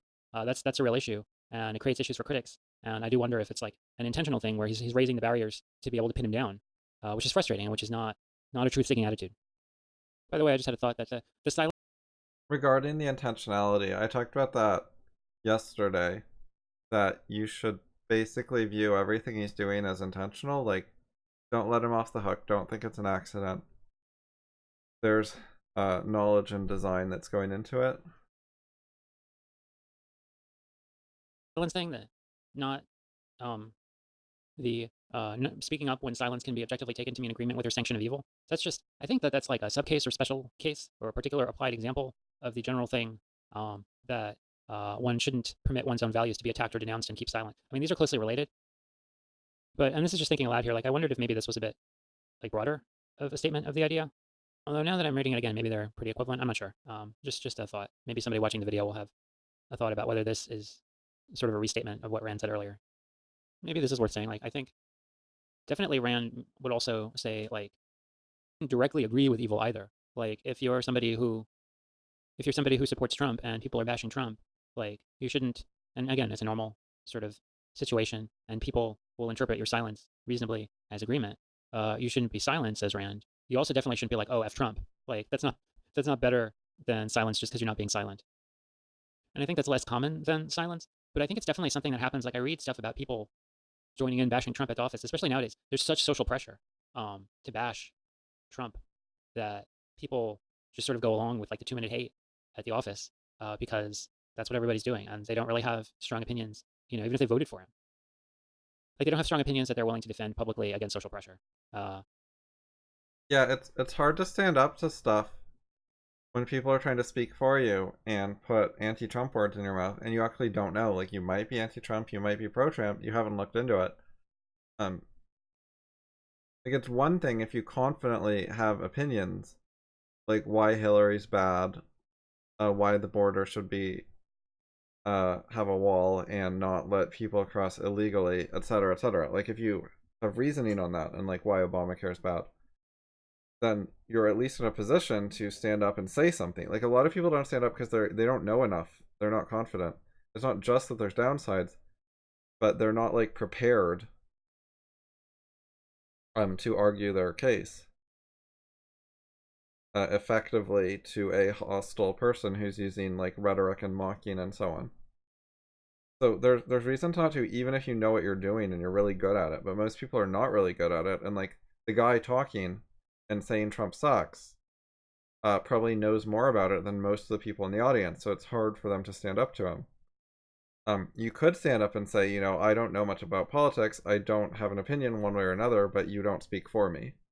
But that's like an awkward thing to do, and it also requires some sort of philosophical knowledge, some sort of confidence, just to know that that's a reasonable thing to say. You were in fact trying to speak for me. Like, you have to be confident of that much, because they might deny it. And then you'd have to argue with them, no, you really did, in some sense, imply words in my mouth or whatever. And you have to know that that's like a reasonable thing to say, is that I don't know, and That's not a flaw. That doesn't make me weak or bad. Like, that's nothing to be embarrassed about. If you say something like that, the guy might pressure you. Like, you should learn. You're part of the problem. You're letting people like Trump walk all over us because you don't educate yourself. You don't find out who the bad guys are, so you're not standing up to the bad guys. Like, you will get attacked for spending your time on software instead of politics or whatever it is that you do.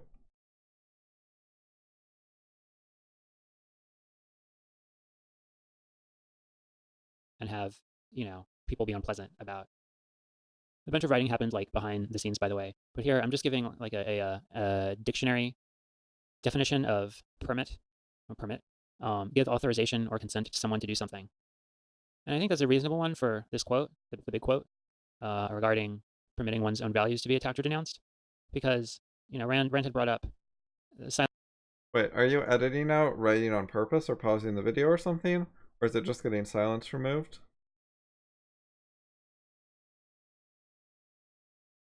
equals agreement, which is about basically giving other people, in context, the green light through your silence to trash your values. And she's saying, don't do that. And I think I said something like this before, but like if somebody's just going off on their stuff, but it's not a situation where people would reasonably interpret you as agreeing with them if you're just silent, then that's fine to be silent. Thinking of like the Nick Sandman stuff where the guy, just smiled at the Indian who I think misrepresented his service record and was banging a drum in his face, and like his, the Nick's like fellow students had been getting harassed by these fringe extremist black Israelites who like to shout out white people in DC a lot. Anyway, Nick was just standing there and smiling, and that was blown up as him, I don't know, being aggressive or something. But it was definitely not taken as agreement with the Native Americans. So Nick was fine as far as that was concerned. Nobody took his silence as consent. So here I'm just summing up what I think is the point. Right, so it's the point of this quote in context, which is people need to form judgments about people, events, and issues around them. People should share these judgments when it is rationally appropriate to do so. And in a normal situation in a civilized society, one should speak up and defend one's values when silence could be taken as agreement. This you can mostly get from like the preceding two paragraphs, like the paragraph the quote is in and the one that is immediately before it. And then there's a little bit that maybe requires more background familiarity with Rand's thought, but it's not super hard.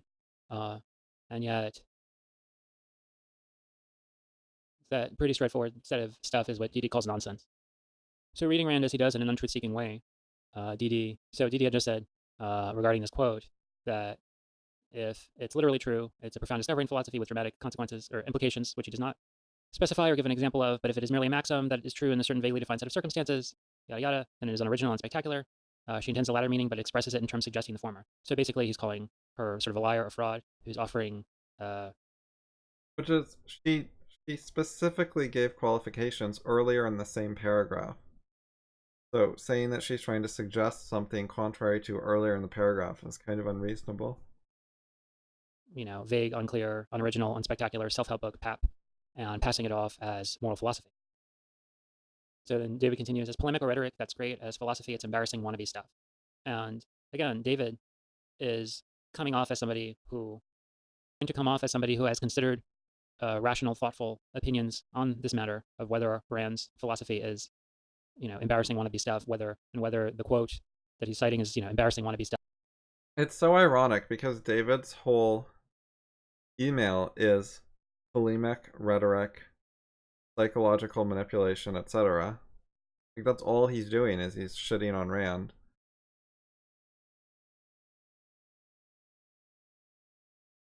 Stuff and is representative of her philosophy and all that sort of stuff. He wants to convey an aura of authority on that question, but he hasn't engaged who could offer criticism. He hasn't engaged with, Eliot Temple or Alan Forrester or various objectivists. There's no paths forward here. So this is a fraudulent assertion as to the rigor and methods that went into establishing this position of his. He wants to indicate that he knows what he's talking about, but he hasn't done the work to actually know what he's talking about here. He's just spewing attacks, spewing nastiness. All right, so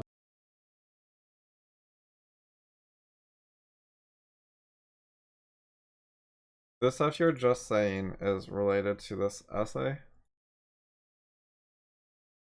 David continues. In regard to fundamental philosophical theory, she was hopelessly incompetent and confused. Just fuck this guy, man, All right. So I actually skipped a paragraph by accident of David's stuff. So David says, she was ironically obsessed with attributes of people rather than of ideas. So this is more vague attacks. This is weird. Rand's philosophy was very idea oriented, and she actually Obsession, if whether or not Rand was obsessed, is itself an attribute of a specific person, Ayn Rand, which is what David is focusing on, ironically. promoted the idea of focusing on people less. Reality orientedness as opposed to people orientedness is a big theme of objectivism. Second-handedness, which is when you're focused on other people and wanting to please others, wanting to please the group, getting your values and goals from them, is something that's criticized very heavily in objectivism. The Fountainhead, if I recall, was originally called like second-hand lives. Objectivism actually has like different terms for the concept. Even like there's social metaphysicians, there's second-handedness. Even like some of the negative stereotypes of objectivists don't really conform to this.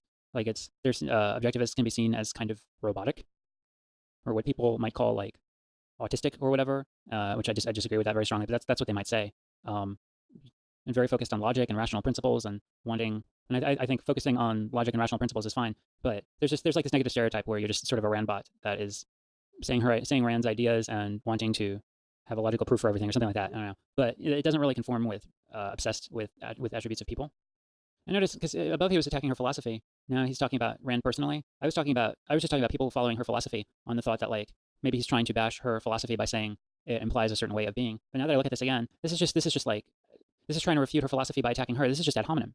Like even if Rand sucked, and even if Rand sucked in the ways that Dee Dee says she did, and I think neither of those is true. But even if those were true, you'd still have to judge her ideas on their own merit, for their own sake, as opposed to being like, well, she sucked, so all right.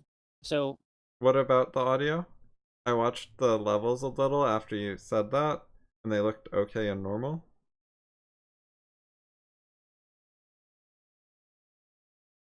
Here, I'll bring them over. David continues, that's why her followers tend to form themselves into groups with insider-outsider ideologies, somewhat unfairly called cults by her detractors. Now, the first thing I'm going to comment on is this somewhat unfairly, because somewhat unfairly is a very nasty attack, pretending not to be. This is more fake niceness from David, like when he said he admires Rand at the beginning, because basically he's saying, because if it's somewhat unfairly, it's partially fairly, but if you take offense to this. You know what, though? I'm going to try the wand. This is supposed to even out sound levels, and I think the sound levels in your video aren't super even. I'm going to see if this helps. And when I tried the one before, you had the air conditioner noise in the background, and the one made it worse. But now that you've improved your background noise a lot, maybe it'll be good. Somebody might say, well, but he said it was somewhat unfair, so why are you giving him such a hard time? So you're saying it's partially fair that objectivist groups are called cults, which, I mean, this is just so evil and vicious, I don't even know what to say. You know, part of the problem with a lot of objectivist groups is that they don't take Rand's philosophy seriously enough. They sort of are, a lot of them are kind of like mild.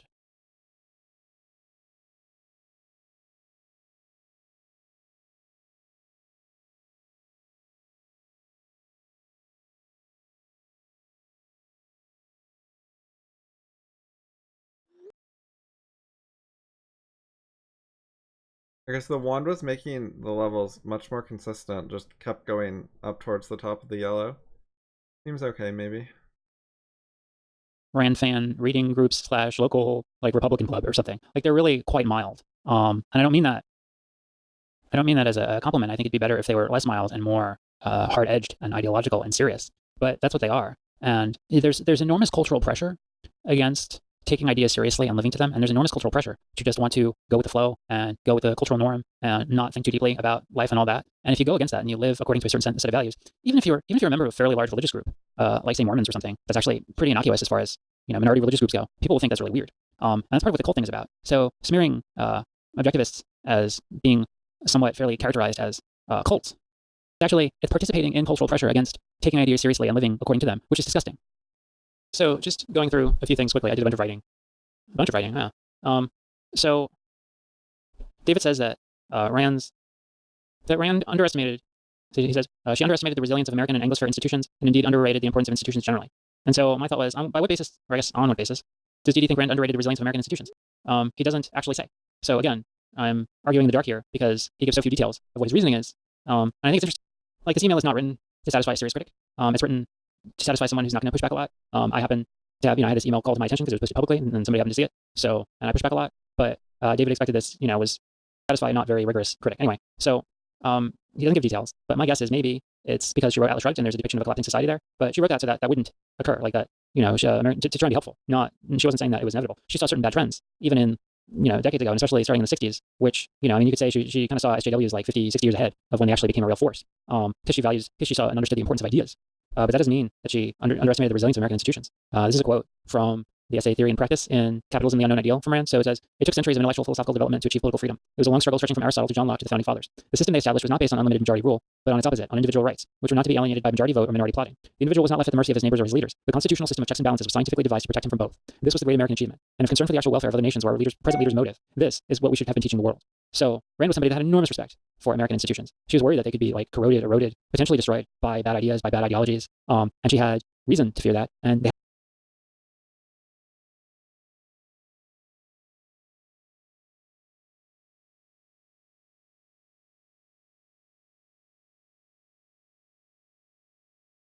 See, in the speech with the dean at the very beginning, the dean says that is our sacred tradition, and Rourke says why. And then later, Rourke says, I stand at the end of no tradition. I may perhaps stand at the beginning of one. And I think this is what DD has in mind when he thinks Rand doesn't get institutions.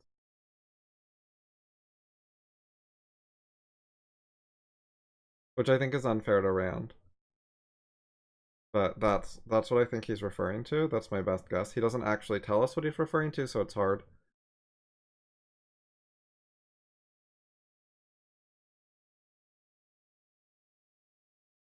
But I have a pretty good sense of him in general, and yeah, it could easily be that.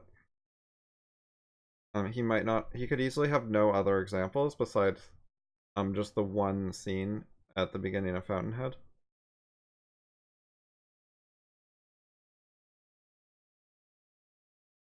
have been greatly eroded, and our rights have greatly been eroded, and government has continued to grow, and debt has continued to grow, and the left has become more radical, and many things have gotten worse.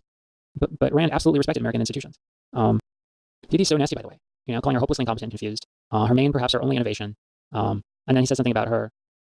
David, not just nasty, he mixes nasty with praise to make it look even-handed, and like he's being fair and balanced and giving her credit where credit is due while also criticizing. Like, that's the impression he's trying to give. Which is like extra nasty overall in the bigger picture. Advocacy for free markets, which that's always the thing. And I read about this a little bit. That's always the thing that people kind of concede. Like, oh, she's a really strong advocate for free markets. Because it's like they can never, when they're talking about some part of objectivism that they'll concede has some merit, it's always politics or economics. They never talk about like themes like secondhandedness, stuff that cuts closer to the core of like people's motivations, people's sort of core being in a way. They always keep it at a higher level. And I think it's because talking about politics, economics, like that's not really threatening to people's lives and psychology. Like you can be a free market advocate and be somewhat respectable, but you can't like understand Rand's ideas about secondhandedness and think them through in a rigorous way, and then carry on with your life where you're going to social climbing parties or something, So there's certain content of objectivism that's a lot more threatening to people psychologically. So they just pretend it doesn't exist. They just blank out. The primary-secondary quality distinction is a long philosophical tradition which I deny totally. Because there isn't a single aspect, including length or spatial extension, which is perceived by us without means of perception. Everything we've perceived is perceived by some means.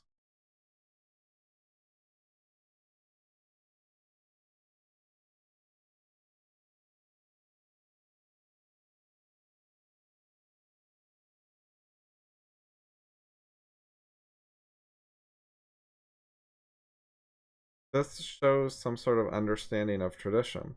There were some other comments that did too, but she's like aware of traditions. She thinks that they matter or they're notable or whatever. In this case, she's disagreeing, but for good reason.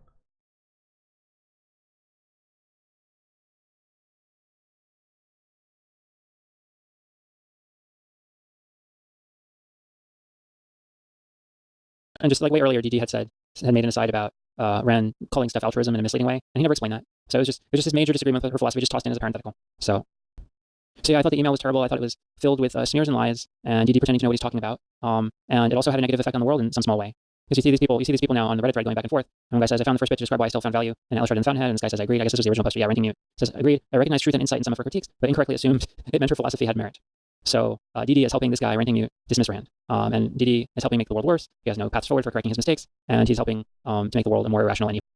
It's not just helping him dismiss Rand, because that wasn't his goal. Like, he thought there was something good there. He's getting the guy to, like, change his mind and go in a different direction. it's like the guy liked Rand. The guy found Rand resonated with the guy in some way. So he found Rand like accessible. It was sort of working for him. It wasn't just, is Rand good or bad? It's for this particular guy. He was getting something out of Rand.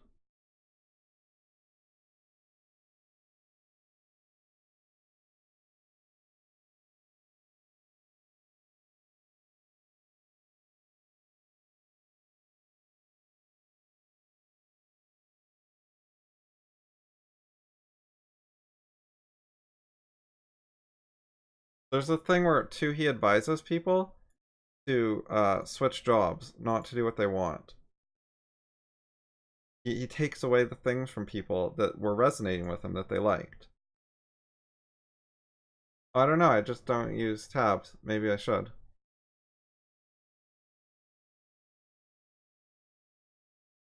Did they add tabs at some point? Oh, show tab bar. I see. Oh no, maybe I'll put some tabs later. Um, Anyways, do you know what to search for to find that quote? It's talking about like Tui's experience in college. It's like near the beginning of part 2, I guess. Part 2? Part 2, Ellsworth Toohey. But like, gives us some sense of who Toohey is.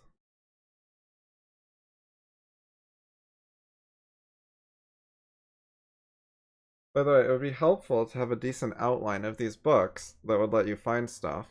I actually have one like 90% finished for Atlas Shrugged, but I haven't done one for Fountainhead. I haven't posted the Atlas Shrugged one, so no one else has it. I'll show you actually, let's see.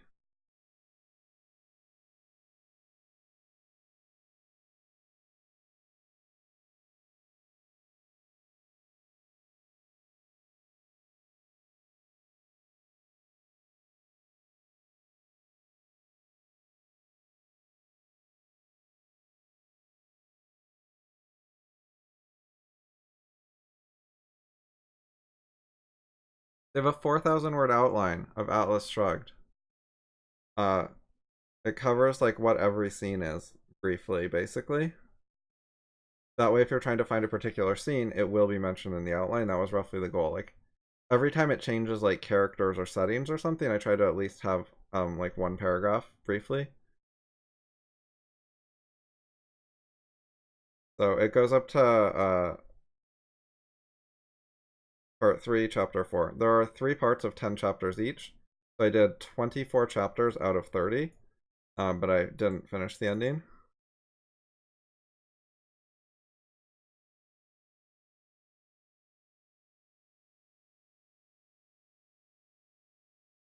Anyway, stuff like that should exist for really important books. Like lots of them, like BOI, Pauper books, Fountainhead, etc. Anyways,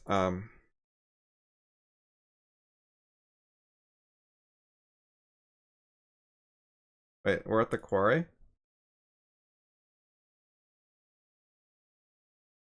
Oh, part 2 is the quarry. Okay, we'll get to Toohey at some point.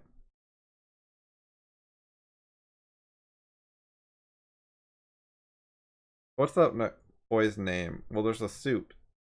He ruins the suit?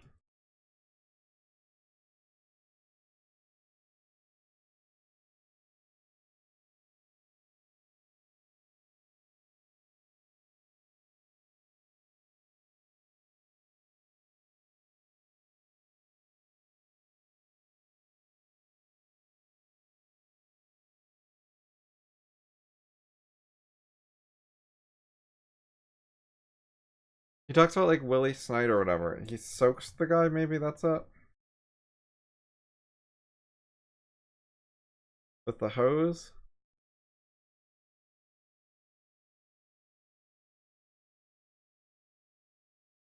Oh yeah, Johnny Stokes. Ellsworth turns the hose on him, and this is where we get like a massive flashback for Toohey.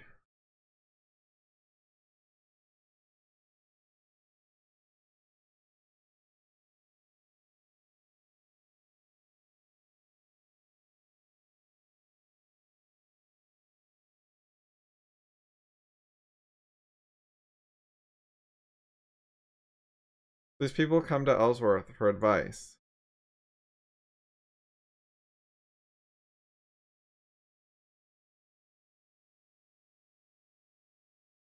And he tells them very, very bad advice. But anyways.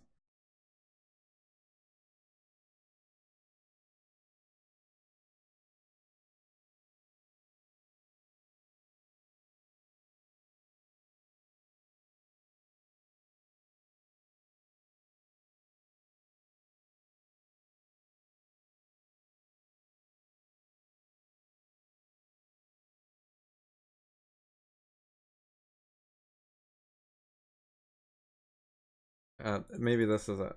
People noticed that Ellsworth Toohey seldom let a boy pursue the career he had chosen. No, I wouldn't go in for law if I were you. You're much too tense and passionate about it. A hysterical devotion to one's career does not make for happiness or success. It is wiser to select a profession about which you can be calm, sane, and matter of fact. Yes, even if you hate it, it makes for down-to-earthness. No, I wouldn't advise you to continue with your music. The fact that it comes to you so easily is a sure sign that your talent is only a superficial one. That's just the trouble, that you love it. Don't you think that sounds like a childish reason? Give it up. Yes, even if it hurts like hell. No, I'm sorry. I would like so much to say that I approve, but I don't. That's a lie, by the way. He wouldn't like to say that he approves, like he's disapproving on purpose, by choice. Anyways, when you thought of architecture, it was purely a selfish choice, wasn't it? Have you considered anything but your own egotistical satisfaction? Yet a man's career concerns all society. The question of where you could be most useful to your fellow men comes first. It's not what you can get out of society, it's what you can give. And where opportunities for service are concerned, there's no endeavor comparable to that of a surgeon. Think it over. There was a similar thing. Yeah, here it is. It's the previous paragraph. What he does with love affairs. If it concerned a romance with a charming little pushover, good for a few drunken parties, let us be modern. Is in favor of it. And surrender to love affairs. He also, it's renunciation if it's actually important. If it concerned a deep emotional passion, then it's let us be grown up. You know, if it's partying, we're supposed to be modern and accept it. But if it's important, then we should be grown up and not to put so much importance on sex and blah blah blah. He always opposes people being happy.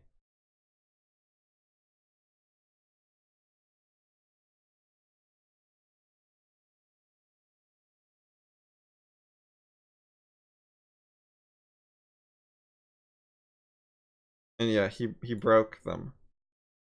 He got them into things that they couldn't do on their own. They didn't like, that didn't work for them, and then they needed his advice and so on. Anyways, what Dee is doing to this guy reminded me of that, which is fucking disturbing.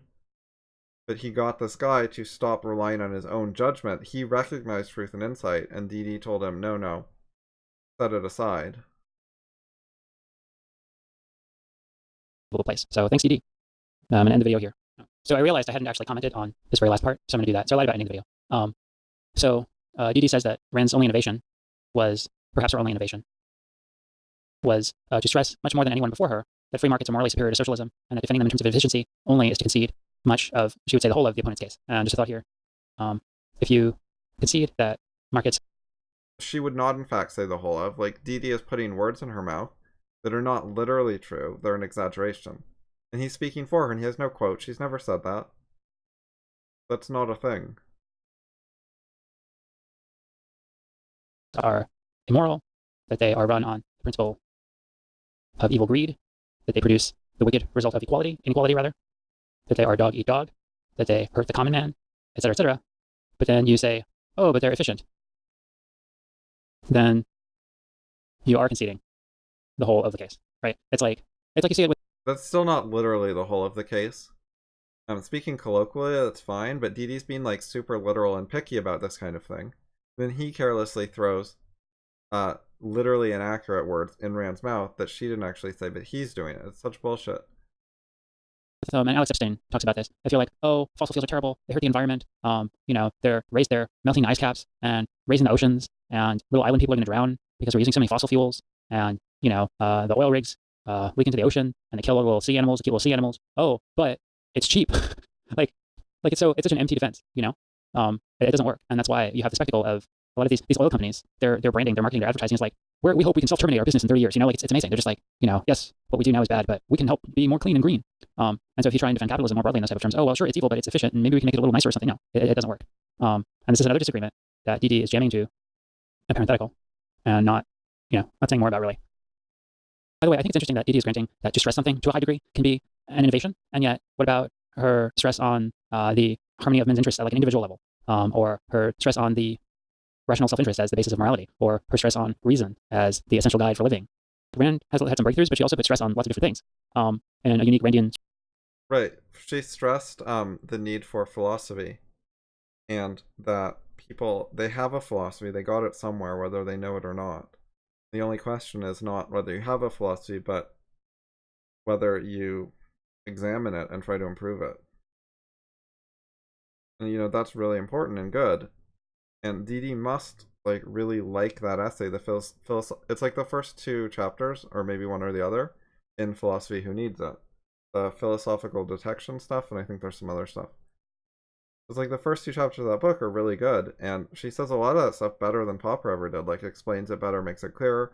Like I think Popper knew that everyone has a philosophy, you can't get away from philosophy, and certainly DD knew it. But Rand wrote it in print in an essay that's, as far as I know, by far the best published essay explaining that. Sorted away, and David's basically saying this is like maybe the only thing, this stress about free markets being morally superior to socialism. That's just ridiculous.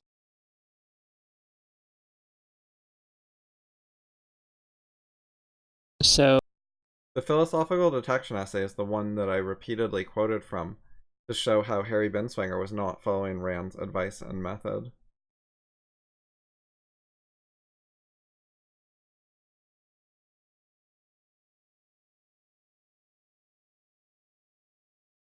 See, there's chapter 1, Philosophy Who Needs It, chapter 2, Philosophical Detection. I think they're both good and relevant. So, yeah, both of them combined are what I was talking about.